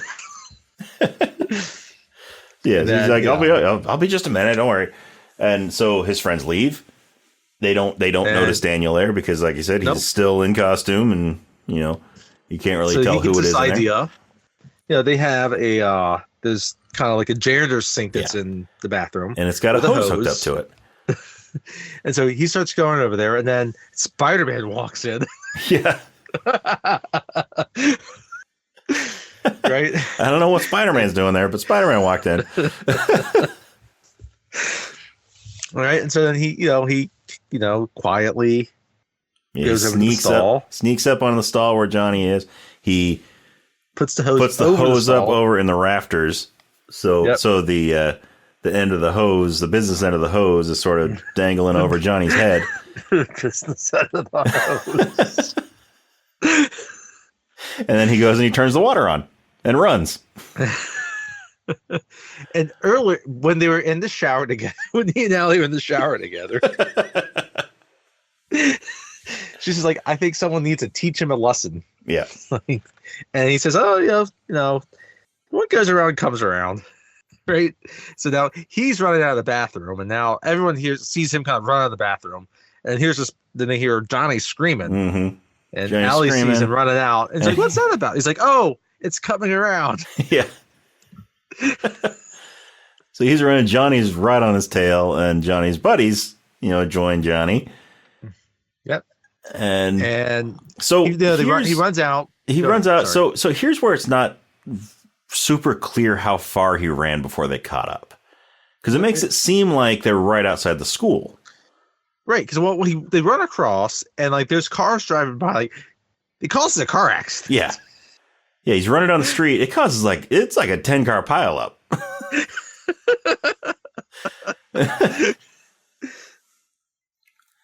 But yeah, so then he gets to that fence, right? Yeah, he gets to a fence, and then when he realized, he tries to on climb the other it. sides of that fence is his apartment complex. Yeah, the other side of the fence. You can see Miyagi's door there. Yeah, yeah. So he gets to the fence. He starts trying to climb it, and they catch up to him, pull him down, start beating him up, and then just in the background of them some of them are trying to say, back off on this, Johnny. Back off, Johnny. Like, no mercy. Mm-hmm. Remember what Sensei said. Yeah. So yeah, Johnny is just wailing on him, and yeah, I think Tommy seems to be Daniel's biggest supporter in Johnny's group. Yes. So even though Tommy doesn't necessarily like Daniel, but he does. He's really the only one that realizes that they're being a little bit too hard on him. He's more level-headed. Yes. Yeah. So, he's pleading with Johnny to stop because he's going to kill him. And we see this shadowy figure come up on the other side of the fence and start climbing up over it real quietly. And, drops down on the ground right in the middle of everybody. And it's Mr. Miyagi, and he proceeds to kick so much high schooler ass. He beats the living shit out of all of these kids.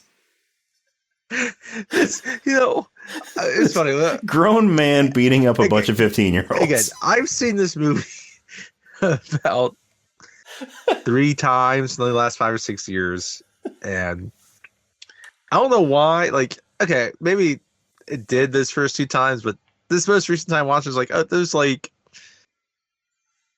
maybe things have changed a little bit now compared to a few years ago. They don't want to be as extreme, but it's like, yeah, you could have only done this like 40 years ago. Yeah, and you made this more recently. Like, no, you can't do that. What's great is that YouTube video you sent me a few days ago. Because at one point when he's fighting Johnny, one of the moves Mr. Miyagi uses is he blocks his kick. Like, Johnny kicks at him, and Mr. Miyagi blocks it, grabs his leg, then kicks Johnny in the crotch, and then knocks him over on his back. But the YouTube video that you found the other day, it's basically 2 minutes of him just kicking him in the balls to Mozart.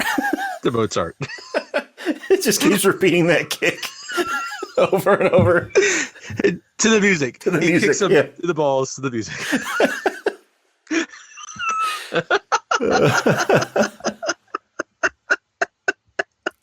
So great. So great. But yeah, so Mr. Miyagi beats the crap out of all the kids. And Daniel, meanwhile, Daniel is like, he's in a daze. He's in a daze, and it's all kind of very cloudy and hazy to him. Like, he kind of sees what's going on, but it's like it's blurry, and he doesn't realize that it's Mr. Miyagi, because all he sees is just Mr. Miyagi like standing there, just sort of surveying the area after he knocked all these kids out. All knocked out. There's no other punk ass kids coming. Mm-hmm.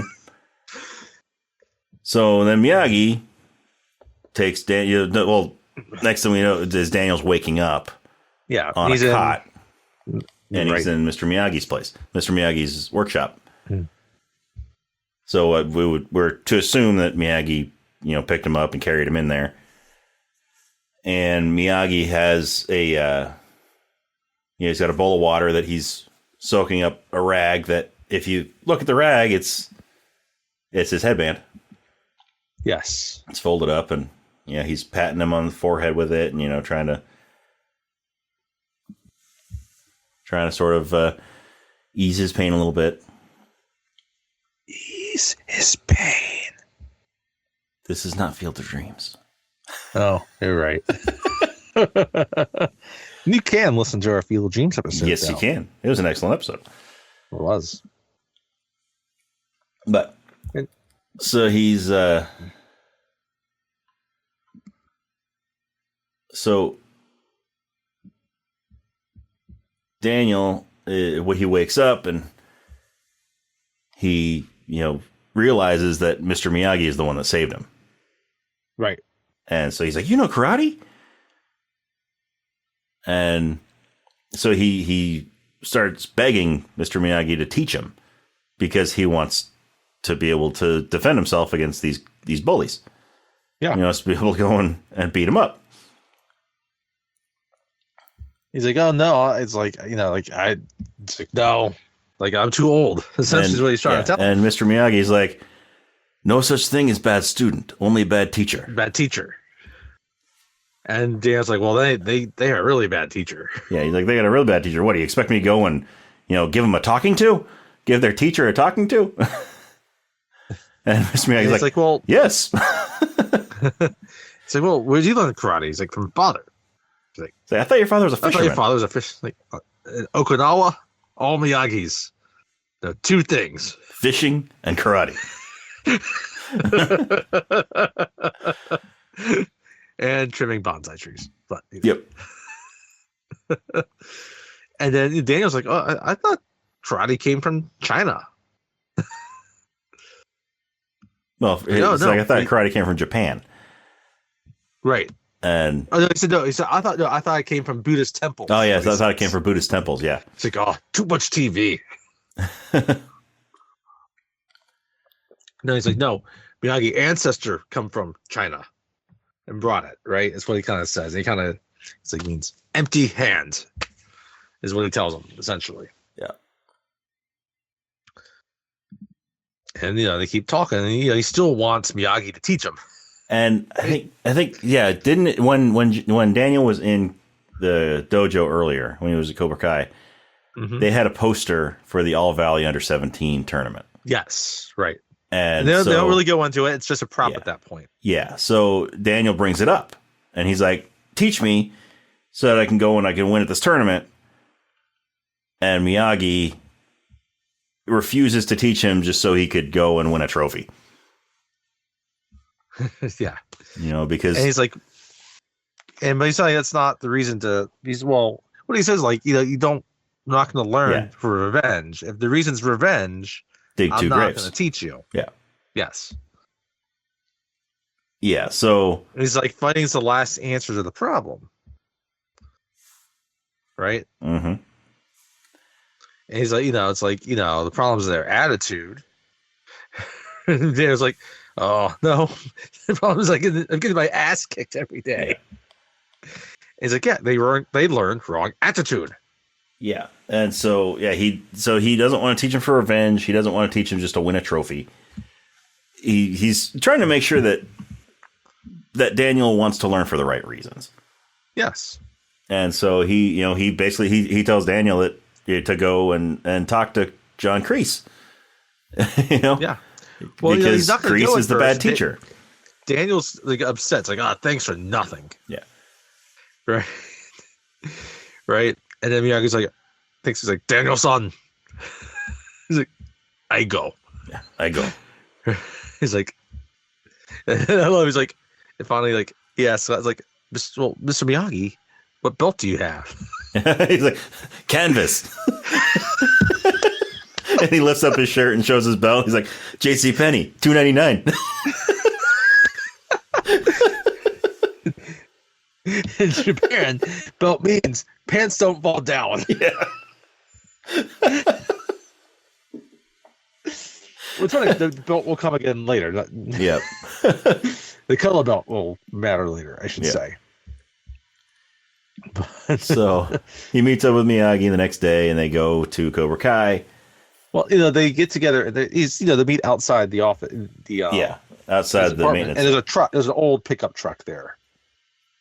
And he tells, yes, Daniel, these know how to drive. And Daniel's like, I'm not very good. And Daniel's still, he's like, I don't have my license. He's like, I don't have my license. And he's like, I don't either. It's okay, I don't either.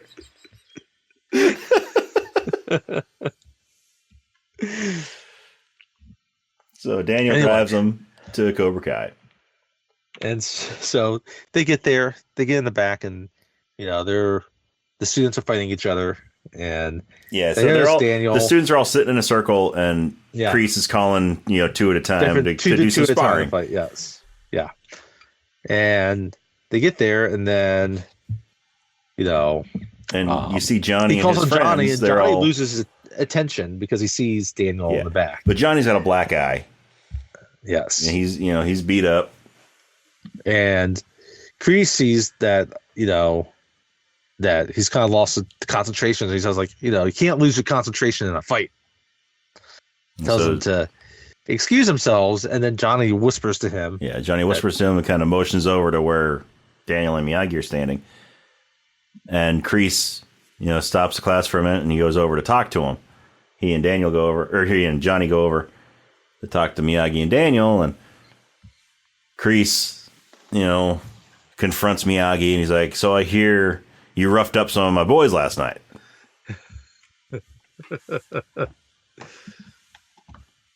And so they're, Kreese is trying to start an argument with him. He's trying to get under skin, and Miyagi's just he's just letting it all just brush over him, right? He's cool as a cucumber.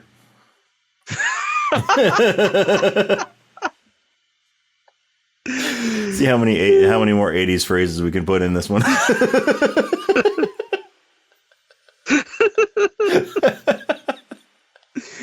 So Miyagi just asks him politely, for his students, for Kreese's students, to leave Daniel alone. And Kreese is like, obviously, why? He's like, no. He's like, no. If he can't handle it, he should leave. And so, right. And then so he's like, how about they fight right now? And it'll stop. And Miyagi's like, no, that's not fair right now. It's like, not fair. This is your dojo. Yeah, you have home field advantage. Yep. He's like, well, then name a place. Name a time and a place. And Miyagi motions to the poster that's hanging up on the wall. He's like, tournament. And so, because now Miyagi is getting firsthand, what Daniel is facing. So he's realizing that the only way to really stop all this is to teach Daniel, because they're not going to let up until, he can fight back, until he can actually defend himself and show them that he doesn't have to win. No, he doesn't have to win. He just needs to show them that they can't mess with him anymore. Yeah, that he's actually gonna. Right. So he's not just gonna roll over. And what's even funny about this is that Miyagi also has you gotta the only other part of this deal you have to agree to is that they can't touch him until. Excuse me. They can't touch him until the tournament. And Kreese kind of laughs at first, think it's unreasonable, but it's he likes the moxie of Miyagi. Yeah. They're even though he's a jerk and an asshole, mm-hmm. he has a respect for how Miyagi's going about it. Yeah. So he agrees to it. And he's like, no one touch him. And they listen. And I mean, the tournament is 6 weeks away. Yes. And so And then they leave, and Daniel he's kind of like, he's at first doesn't exactly know what Miyagi got him into. Yeah. But Miyagi's confident because he's spent enough time with Daniel that, he's getting to know him, and he trusts him, and Daniel trusts Mr. Miyagi, and so now Miyagi, they're going to begin to train. Yeah. Like Burgess Meredith and Sylvester Stallone. Yeah. Only they're going to be training by washing cars. Painting fences. Painting fences and painting houses. Right, and Miyagi takes him to his other house, right? And there's all these classic American cars, and Daniel, he's impressed, right? And they make a pact, though. Miyagi's like, you're not gonna question my method. Yeah, don't question my method. I'm the teacher here. I'm the sensei. You're the student. It's my way, or or we call all this off. How to fight them all alone. Yeah. Right. And it's like, good. So then he brings him a bucket and some sponges and some wax. He's like, start by waxing cars. Yeah. Start by washing and waxing the cars. And he's like, right hand, wax on. Left hand, wax off. Wax off. And he's just confused, like, wax on, wax off. And they give anyway, and he shows him the motion. And so he's got all these kind of classic pickup trucks, and he spends the afternoon waxing and washing cars. Daniel first, he starts questioning him, and Miyagi reminds him, don't question my methods. So right, and when he says this, like, and they're not small circles. He's having them kind of doing wide circles, right? It's not tight, it's wide. So you can't, and like a circular motion. Oh, right. And he's saying, like, and while you're doing this, you also got to breathe deep, in through your nose and out through the mouth, right?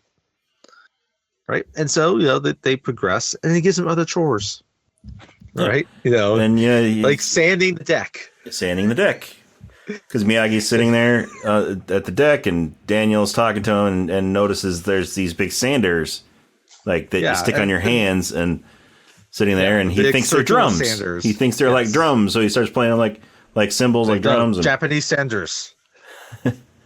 And and Miyagi gives him instruction again on it, and it's similar to the wax on, wax but it's off. the other direction.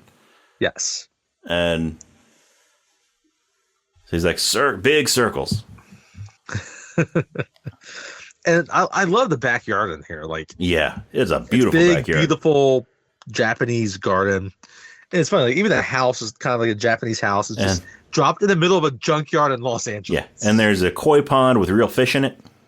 Yeah, terrific set. Like, talking about kind of craft parts for like Oscars, like this scene right here. I kind of talked about it earlier with the dojo at Cobra Kai. Like, it's a simple set, but it's an effective set. Yeah, but even like the apartment for Miyagi, right? Simple and effective. Yeah. So he finishes sanding the deck outside, and now Miyagi needs his fence stained. Right. He needs his fence painted. And he has some very little things like, up and down, right? And down, slow. Like just and the wrist, in, breathe out. You're not using the arm, you're using your wrist. Mm-hmm. Basically painting with a straight arm all the way up, all the way down. All the way down. Right. And again, you're taking a deep breath in through the nose, out through the mouth. Right. And so he has Daniel I love how some of it there, and then I finished. What about the other side? Both sides? And then Daniel just gets this look on his face. It's just defeated look. And he finishes. Miyagi tells him, job. He tells him like the big boards with the right hand, small boards with the left hand, so you can get both hands in there. That's right. And then he comes up and he's like, "I'm all done," and it's like both sides. So then finally Daniel finishes both sides, and it's nighttime. and he's like, "What does he say?" I can't remember. He goes back home. He tells him to come back in the morning. He's got to paint the house the next day. Yeah. So this is when when Daniel finishes the the fence. Miyagi's inside. He's inside his house, and he's drunk. Oh, that's right. Yes. He's been drinking whiskey, and Daniel comes up. I love this scene. This is an incredible scene. This is when it gets scene. a little bit more real. Like, yeah. Yeah. And so Daniel comes in to tell Mr. Miyagi that, he's done with the fence, and Miyagi is just shit-faced. He's drunk, and he's reading a letter. And this is when we find out that Miyagi was married once. And while he was away at war, where he earned the Medal of Honor, his pregnant wife was interned in Manzanar. Yep. And she died. She and their child died in childbirth. And so he was reading the letter that was given to him while he was at war. You know, so was interred there. Yeah, I do. Joseph Takagi from Nakatomi Towers. That's right. From the Nakatomi Corporation. You can listen to our Die Hard episode with the Yorks. Mm-hmm. I wonder if they knew each other. I wonder if Takagi and Miyagi's wife knew each other. They might have. That's a good question. I wonder if they were friends. But anyway, so this is like the scene in the movie where everything just gets real. Mm-hmm. It's the most dramatic scene in the whole movie. It is. But yeah, so then Daniel, he just learned a lot more about Mr. Miyagi that he didn't know. And he has, this greater respect for him. And so he sort of helps Miyagi go to bed. He helps him, he lays him down in his bed and he leaves. And the next day he comes in, the next morning, he comes back in because it's summer now. No, it's not. It's winter. They must be like on like winter break or something from school because there's not a whole lot of school going on. It's California. Yeah, we're not used. We're both from Kansas and Virginia and lived in Virginia for school, and we're not used to sunny like Decembers. Yeah. So, and there's a note on the door. Miyagi's gone off fishing. He's like, he needs to paint the house now. Yep. He's going to go side to side. Half right hand, half left hand. So and it's nighttime. There's just this pile of paint buckets. Yes. There's like a dozen paint buckets. It's green paint. They like set up in a little pyramid. You got to think at this point, Daniel's like, you're a maintenance man. Like, you should do all this yourself. This is literally your job. Yeah, but he's a maintenance man at the apartment complex. This is his house. Exactly. But as someone who used to work maintenance for rental properties, doing it all day at work, you don't really want to do it at home. Yeah, I get it. So Miyagi gets home and Daniel's almost done. And what was it? I forget what and they're talking and Daniel's not happy with what Miyagi says. He's like, I've been doing all your chores, all your work. I haven't done any practice or lessons. Yeah. Right. And my shoulder's killing me. Oh, and real quick, we didn't mention the scene before, the night before when Miyagi was drunk. Daniel asks him why that's going on. He said it's his anniversary. That's right. Yeah. So yesterday was his anniversary from like where we are now. But yeah, so that night he was getting drunk because he was remembering his wife. So Daniel at this point he's complaining about his shoulder also aching and doing all this work, and then Miyagi uses acupressure to relieve the tension in his shoulder. In there. He uses a heat massage, basically. Yes. To relieve the pain in his shoulder, And then, Daniel still wants to leave, and then he's still frustrated. Calls like attention. He's like, "Show me all the moves that you learned." Deck. Right? And so he starts doing the motions like, "Show me wax on, wax off." It's like paint the fence. Well, first he's like, "Show me sand the deck," and Daniel starts to get down on his knees so he can be like sanding the deck. Right, he's like, no, like, stand up. Just show me the motions.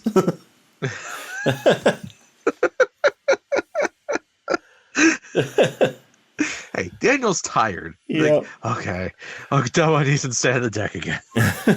So he don't show me sand the deck, and so as Daniel starts doing the move, then Miyagi, punches at him. Starts throwing punches. And it turns out that these motions that he was doing for the different chores are different blocks. So he's blocking, So Miyagi tells him, which move to do, and depending on if it's higher or lower, then he's either punching or kicking, and Daniel's blocking him. Because what he was teaching him in all of these chores is muscle memory. Yep. Which is very, very important for martial arts, people. If you've never taken martial arts, then it's muscle memory is very important. So and so he just gives a whole barrage of punches and kicks, and he's blocking them all. Daniel blocks all of them, right? Using what he's done, what he's learned, and so he got to learn his moves, and Miyagi got his fee because he got all his housework done. All of his housework done. And so Daniel realizes, that Miyagi's actually been teaching him stuff, and so he's a lot more willing to do the chores. But this is also when Miyagi starts actually teaching him like moves and like different techniques and stuff. Yes, right. Because they'll we'll get into a few of the other ones, but there are other offensive moves that he'll teach him as well. So then we get a classic 80s montage, a training montage. Yep. And then training at the beach and training at Miyagi's house, and I like when they go on the boat in the middle of the lake, and he just has to balance himself on the boat, balancing himself in the front of the boat while Miyagi's fishing.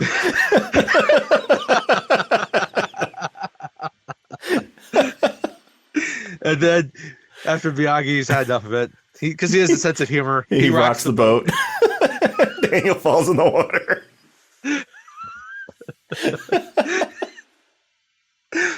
Oh, and we also missed earlier when after Daniel got beat up and he was being nursed back to health. He had the headband that Miyagi was using as a wet rag in his hand when he left, so he came to bring it back to him, and he said, "No, you keep." So he gave him. So Daniel has a headband just like Miyagi has. Correct. So.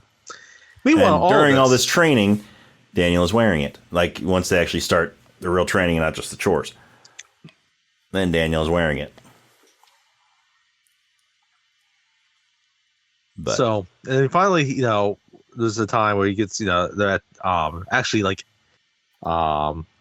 he comes out of the ocean and he sees Miyagi standing on one of those little posts on the beach, like an old pier, right? It's just a post at this point, right? Yeah, because he's seeing what he's. Because Daniel was in the ocean because he was told to go basically stand on one foot, go into like a kicking stance on one foot as the waves are coming in. Yes. to work on his balance. Yeah. So stand there on one leg like a flamingo as you get hit by a wave. Yeah. Yeah. So Daniel comes out of the water soaking wet. And he sees, Miyagi on one of these posts. And, he's standing on the post with one foot. Like he's on one foot and he's got his other one raised up and he's got his arms up in the air. And he's kind of flapping his arms like wings a little bit. The sort of. And so Daniel asks him, what's that? What's that you're doing? And he's like, the crane technique. If done right, no can defense. Yep. And so Daniel wants him to teach him that, and he's not quite ready to teach him that yet.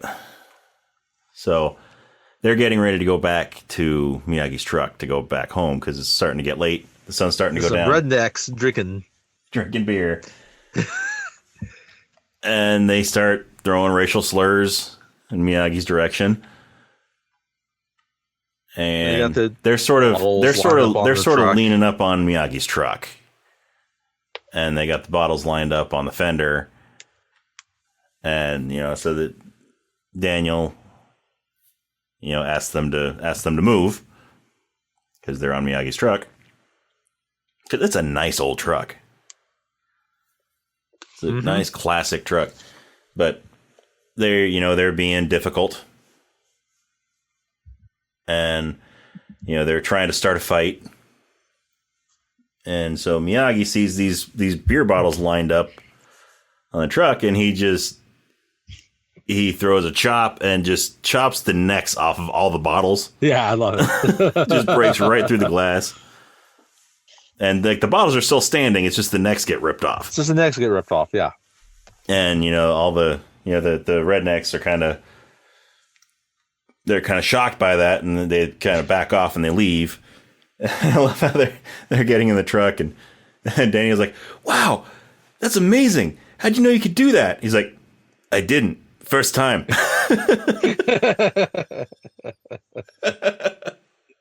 So, meanwhile, kind of between all of what's going on, right? Daniel and Allie start kind of dating a little bit, right? Mm-hmm. The first date, Daniel shows up at Allie's parents, and his mom drove him station wagon, right? And he gets to the door, and they're going there, and Allie's parents are coming home, and they're like, "Oh yeah, nice to meet you." And they live in this big house. It's like, "Oh, where do you live?" He's like, "Oh, over there." He's like, "Oh, yeah, where?" It's like we live in Encino. No, because they live in Encino. Allie and her family live in Encino, and Daniel's like, Reseda. So they're like, "Oh," and already Allie's parents are kind of they're kind of looking down their nose at him. I love how his mom's back there. She's like, "Hi." Yeah, his mom's still in the car, yelling to tell Allie's mom, and they get down there. The car won't start. Yeah. Well, while her parents are standing in the doorway watching all this, the car won't start. His mom's like, "Do you know how to steer a car? Do you know how to drive a stick?" And she's like, "Yeah." "Okay. When I tell you, pop the clutch." So Daniel and his mom get out, and they're pushing the car while Allie's in the driver's seat. And they got to push start the car right in front of Allie's parents. They're just staring like, "Oh my goodness." So they get the car started to this to golf mini and stuff. Golf arcade type area. Yeah, it's called golf and stuff. Golf and stuff, right? And then they end up going on another date there, but this time it's just Daniel and her that go there. But Daniel's mom drops him off. That's right. Yeah, drops him off. She drops him off there. So it's a date montage. There's a lot of montages in this movie. There's a lot. It's an 80s movie. There's a lot of montages in this movie. So there's a dating montage, where they're playing mini golf, and then they're in there playing the hockey game that they have. Yes. I used to play that hockey game, that hockey game at Chuck E. Cheese all the time. That game is great.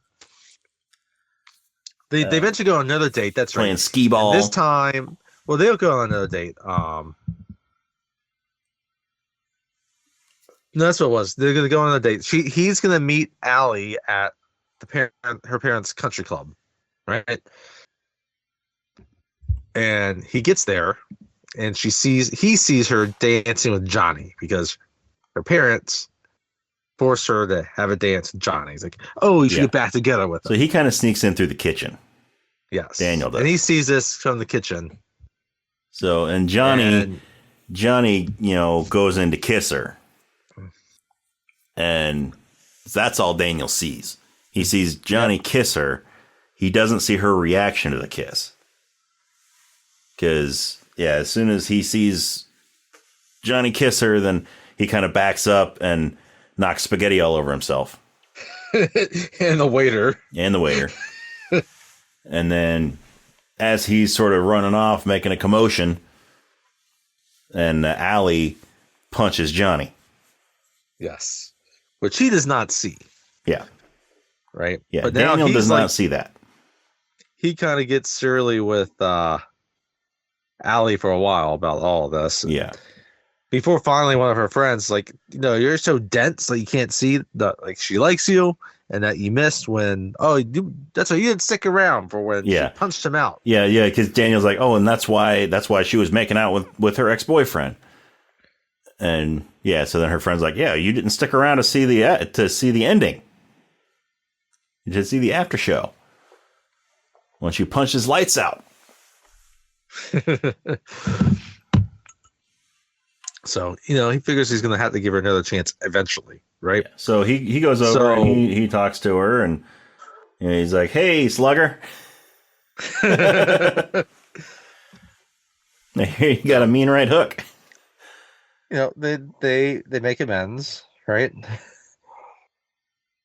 Yeah, and then we get 1 second. Then they've got another date set up. And they get another date that's set up. Daniel is real excited about it. He goes over to Mr. Miyagi because it's his birthday. Yes. And he's got a date with Allie on his birthday. And meanwhile, as this is going on, we have a few more scenes where we see him trying to perfect the crane kick. And because Miyagi's finally teaching him. Miyagi's also teaching him how to punch, right?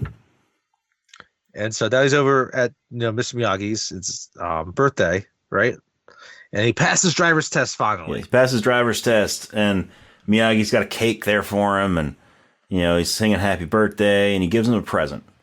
And it's this box, and he opens up the box. And so one of the things earlier in the movie that Miyagi was going through a box of stuff, and there was this silk. That's right. This silk stitching. It's like silk cross stitch kind of thing of it's the sun, like a Japanese flag with the red sun. The red sun there, but in front of that there's a bonsai tree. It is a bonsai tree. Yeah. And so Daniel was, admiring that earlier. And so he opens this box, and it's a karate gi with this silk thing stitched to the back of it. Yeah. And so Daniel's finally got a gi for his karate. And he loves it. He loves it. He's overwhelmed by the generosity of this gift. Yeah, because he knows how important this stitching thing, stitch thing is to Miyagi, and because Miyagi's wife made it.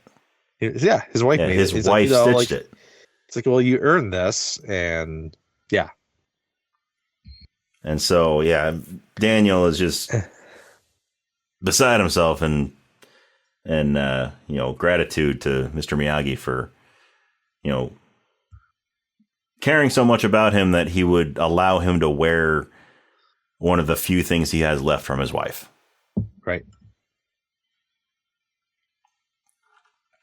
And so Miyagi's like, that's present number one. And Daniel is like, no, Mr. Miyagi, you don't need to give me anything else. I mean, this is plenty. And so Miyagi takes him outside to where he has all those classic cars parked. He motions to him. He's like, pick. And so Daniel, again, he's shocked that Miyagi is giving him a car. He's giving him one of his classic cars. And so he picks the bright yellow one, the one that had been the focus of most of, the dealing with the cars. because he wasn't going to take Miyagi's truck because that's the one that Miyagi drives. But yeah, so he took this yellow car, and it was his now. It was Miyagi's second gift to him for his birthday, for his 16th birthday. Yeah, what a gift! Yeah, I mean, 2 gifts, really. I mean, that's yeah. I mean, this Miyagi, he's so generous. Yes, what a lovely dude. Yeah. So Daniel gets excited, and he's supposed to go meet his mom for dinner, for his birthday dinner. It's his birthday. Yeah, but he decides he's going to go and meet up with Allie first. Always treat your mother nicely on your birthday. Yes. She worked hard on your birthday. Yes, she did. Treat her nicely. But yeah, so he decides to see Allie first. I think this is actually where he has the scene with her friends about like, oh yeah, he missed her punching him afterwards, right? Yeah, so they make up, and he gives her a ride in his new car. Yeah, is that all they do? Probably. Yeah.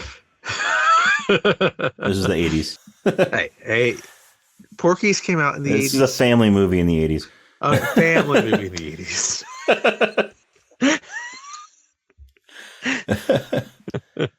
Anyway, so eventually we get to the day of the tournament. And at one point in the movie, he actually says to Allie, "Hey, it's the 80s."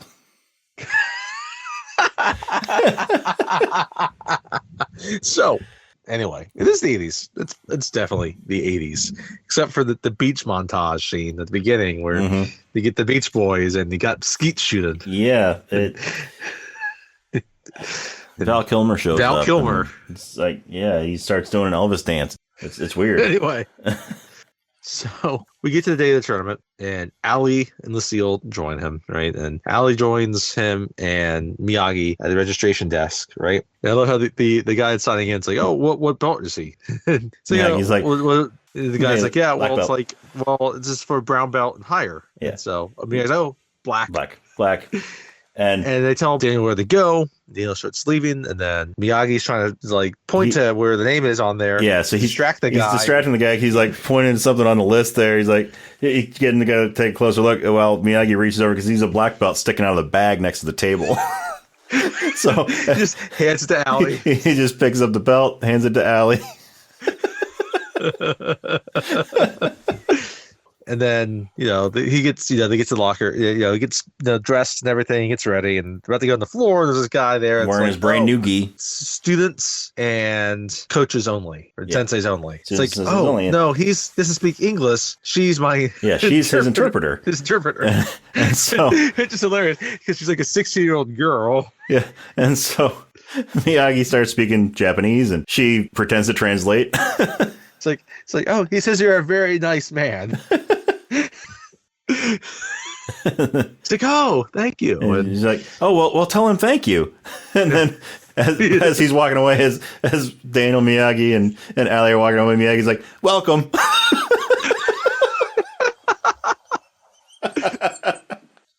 And they're out there on the floor, and Daniel's like, well, what's supposed to happen? It's like, I've never been to one of these before. I don't know.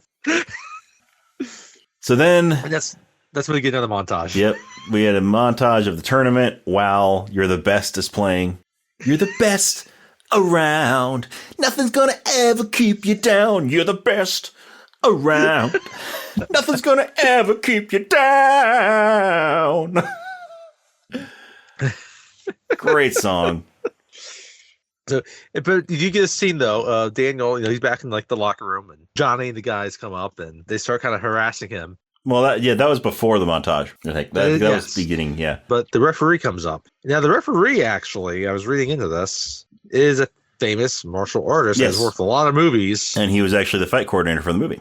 Yeah, head referee Pat E. Johnson. Mm-hmm. Yes, so yeah, he did all the choreography for the movie. He also did choreography for like the first Ninja Turtles movie, first Mortal Kombat movie. Yes. He acted in Enter the Dragon. Yes. Now, for those who are wondering which one we're talking about, this is the big guy with the mustache. Yes, and the red, big guy with the mustache and the red referee shirt. When he comes, the first time we see him, he's like, he kind of breaks up what's happening in the locker room. And he's like, leave it for the mat, right? But then he also is a referee, like on the mat with different matches, particularly for like once you kind of get to the final matches, like the quarterfinals, the semifinal, and the final. He's the main referee. Yeah.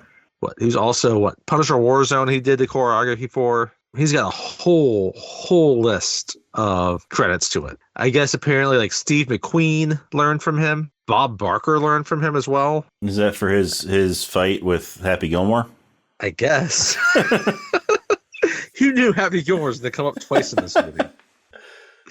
And part of his choreography for Karate Kid was, I guess, actually teaching William Zabka how to fight. So, of note, so he was in the Army, right? In the Army, he met one Chuck Norris. And Chuck Norris was his instructor. That's where he learned his trade, was from Chuck Norris. So, you're telling me that not only is Daniel a student of Mr. Miyagi, but he is also a second-generation student of Chuck Norris. Yes. Awesome. Anyway, so after the little skirmish in the locker room, that's when they get the montage of "You're the best." And then you finally get to like the quarterfinals, and they're going through the different fights. You know, you had different members of Cobra Kai rising up, and then there's this one other student from a different dojo he's doing well also. And the quarterfinal, they get to the semifinals. And, and we're, mixed in here. We see Daniel is occasionally being paired up with Cobra Kai. Right. And even Cobra Kai members. The first match, he's not with a Cobra Kai. He's with another guy. Yeah. And at first he kind of gets scared at first, and he kind of backs out of the ring. It's his first match. Yeah. So he kind of backs out of the ring. So but he then finally gets comfortable enough to actually, start competing. Right. So he barely beats this first guy, and then he's starting to get his legs. He's starting to get comfortable with it, and as this montage is going on, he's slowly picking his way through Cobra Kai. Yes. Like each of Johnny's friends are being the challengers to him, and Daniel, he defeats Tommy and Dutch. Yeah. Well, no, he defeats Bobby and Dutch. Well, that's right. Yeah. So he finally gets he defeats Dutch, and he gets to Tommy the semifinals where he faces off against Bobby. Or he faces off against Tommy, because Tommy is the one that is told to take him out of commission. I'm sorry. You're right. Yes, you got it. But yeah, so he beats Bobby and Dutch during the montage. And then he works his way up to semifinals where he's fighting Tommy, and he's starting to beat Tommy. And so Kreese calls Tommy aside, and he tells him to take him out. Tells him to take out his knee. And Tommy's like, what?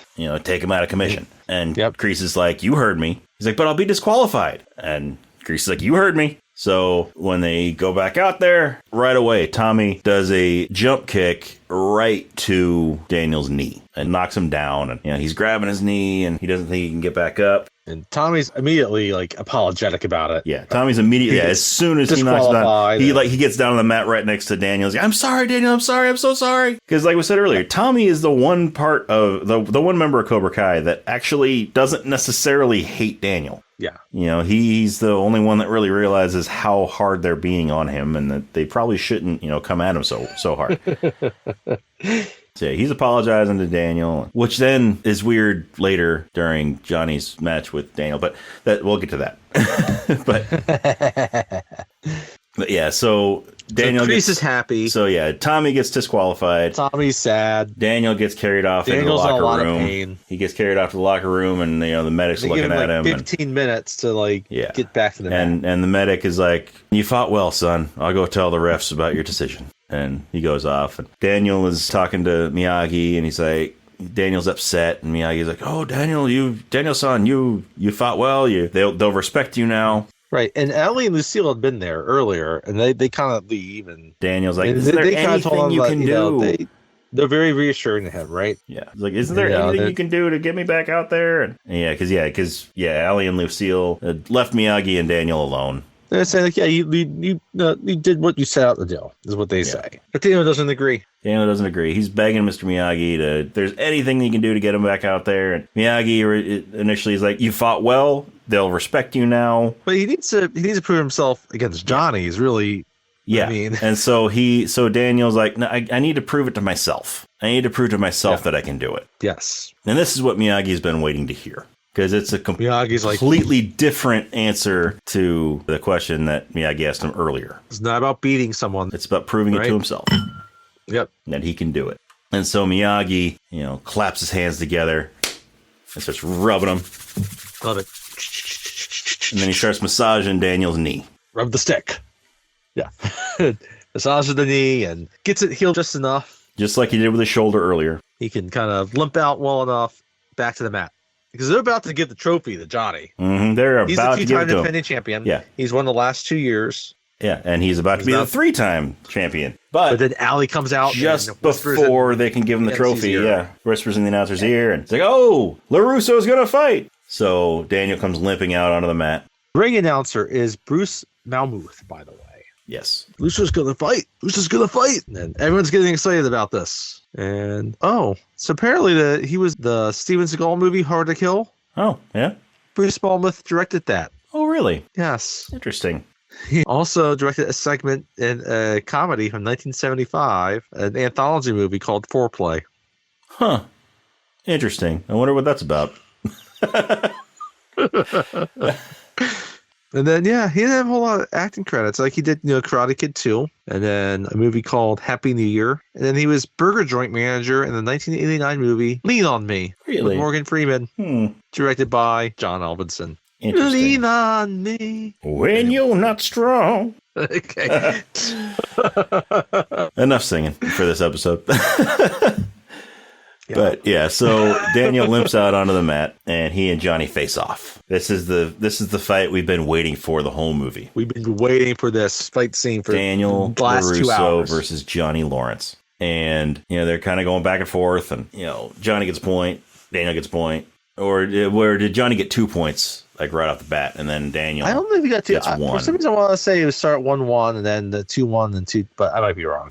But I think Johnny got 2 points, and then Daniel got 1, and then Kreese called Johnny aside, That's and right. this is when he tells him sweep the leg. And Johnny's like, Right. Johnny looks That's confused. right. He's like, what? Why? And Kreese is like, sweep the leg. And you can tell Johnny doesn't want to do it. He wants to fight fair, but he goes along with what his sensei tells him to do. And so when they get back out there, he sweeps the leg, Daniel's injured leg. And since it was an illegal move, he doesn't get a point. He just gets a warning. Right. Yeah. And if he gets another one, then anyway. If he's told that if he does it again, then he'll lose a point. And so this is where I don't understand Tommy. Okay. Because at this point it kind of goes into slow motion. Yep. Everybody's cheering for Johnny. All the Cobra Kai guys are cheering for Johnny, and you see Tommy. He just starts yelling, "Put him in a body bag!"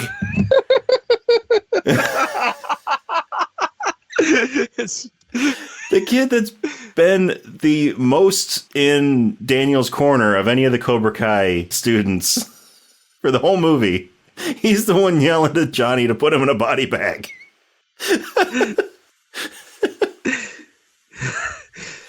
It's like Die Hard. But Carl's up there. But Carl's up there. You're supposed to be dead. Yeah, Marco.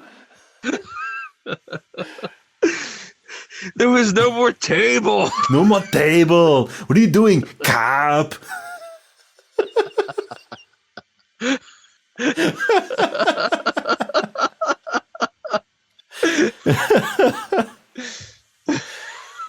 Oh. I was even surprised, for being disqualified, they would even have him out there.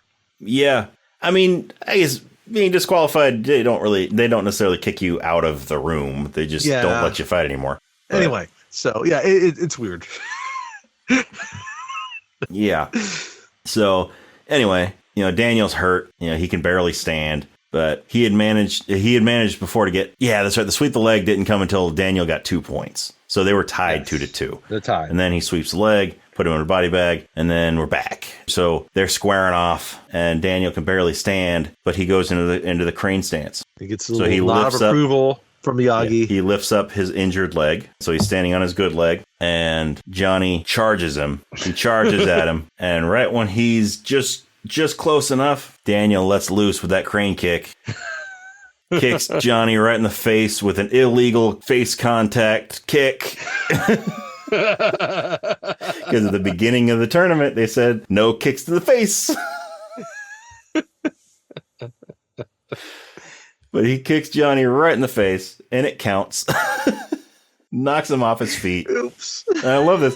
He knocks him off his feet, and he flips over onto his stomach, and he's grabbing his face, and he sort of pushes his butt up in the air and starts scooting along the mat, sliding across his face.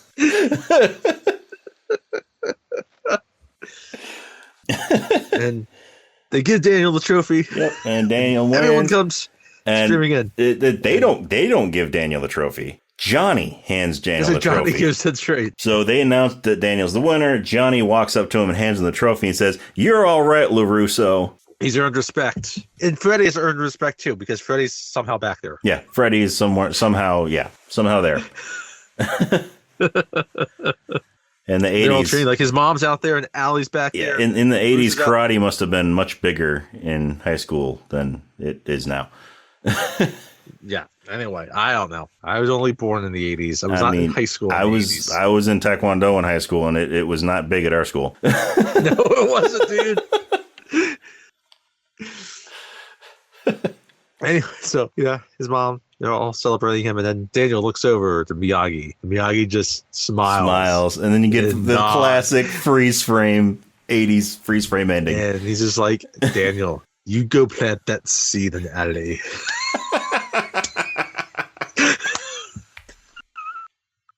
Banzai.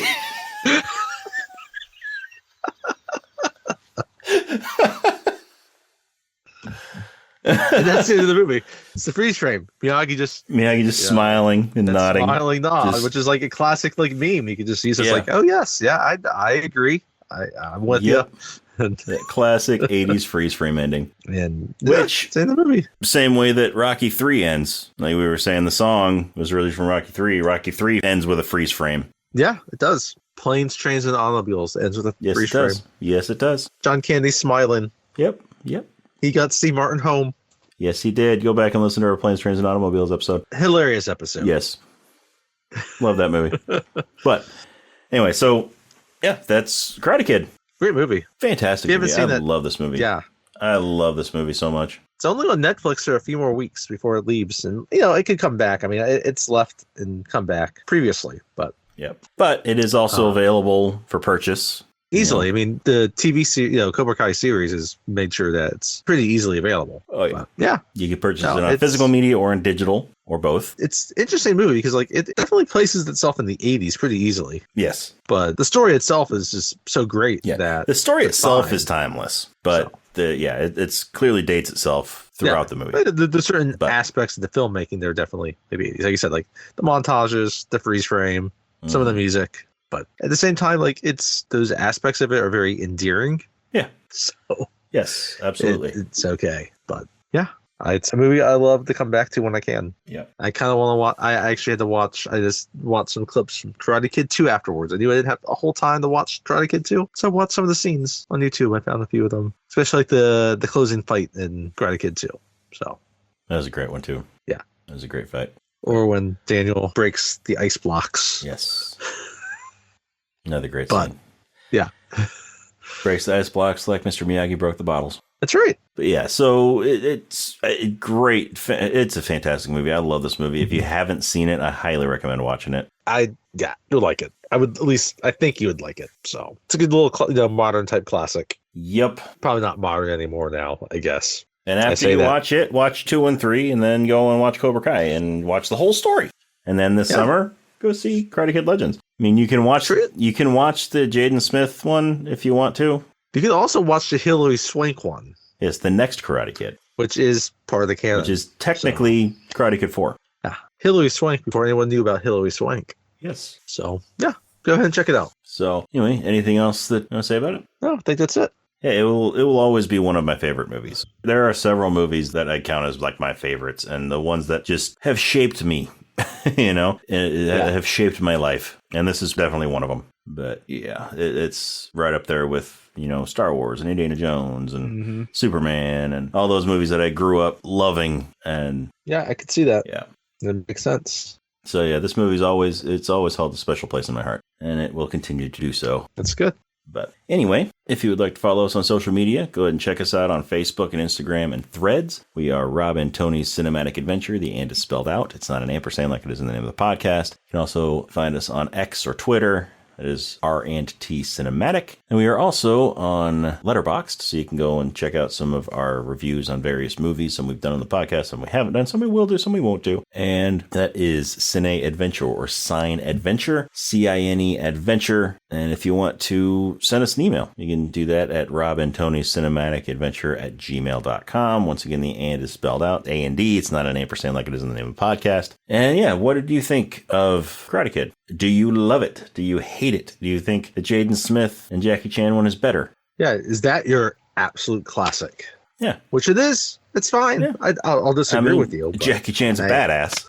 Yeah. So, yeah, sure. But yeah, so yeah, let us know. If you want to shoot us an email, let us know what you think of the podcast, what you think of the episode, whatever. We want to hear from you. And, if you like what you're listening to, like what you're hearing, then go to our social media, give us a like and a follow. Go to your favorite podcast app where you've ever listened to us and, hit that subscribe button. Give us a good review, a good rating. Let's say review it, share it. That's how we move up in the standings and the rankings and the search and the recommendations, all that stuff. So yeah, we want to be able to reach more ears, more people that love movies and want to hear us talk about them. And who knows, maybe, some of you will end up on the podcast as guests.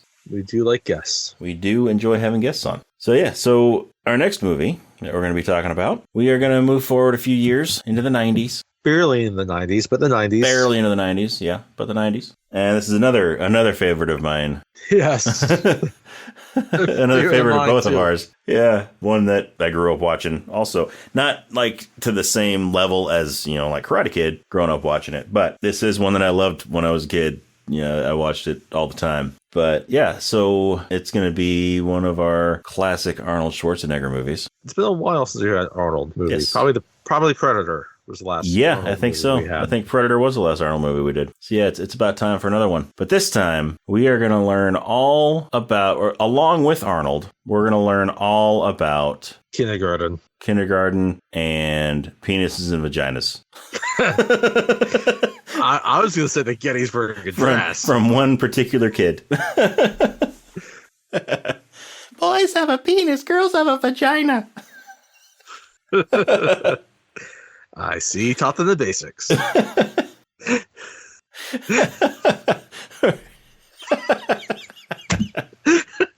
All right. It's Kindergarten Cop. We're going to be talking about Kindergarten Cop. It's not a tumor. Not a tumor at all. It's not a tumor at all. Who is my daddy and what does he do?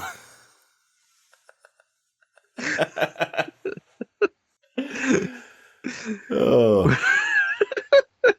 Anyway. Yeah, so I could go on right now, but yes, but we're gonna save it for the next episode, for our Kindergarten Cop episode. That I'm sure will be chock full of bad Arnold impressions and yes.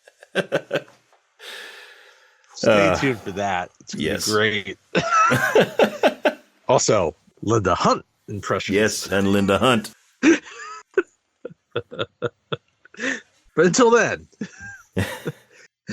So, that said, join us next time for Kindergarten Cop.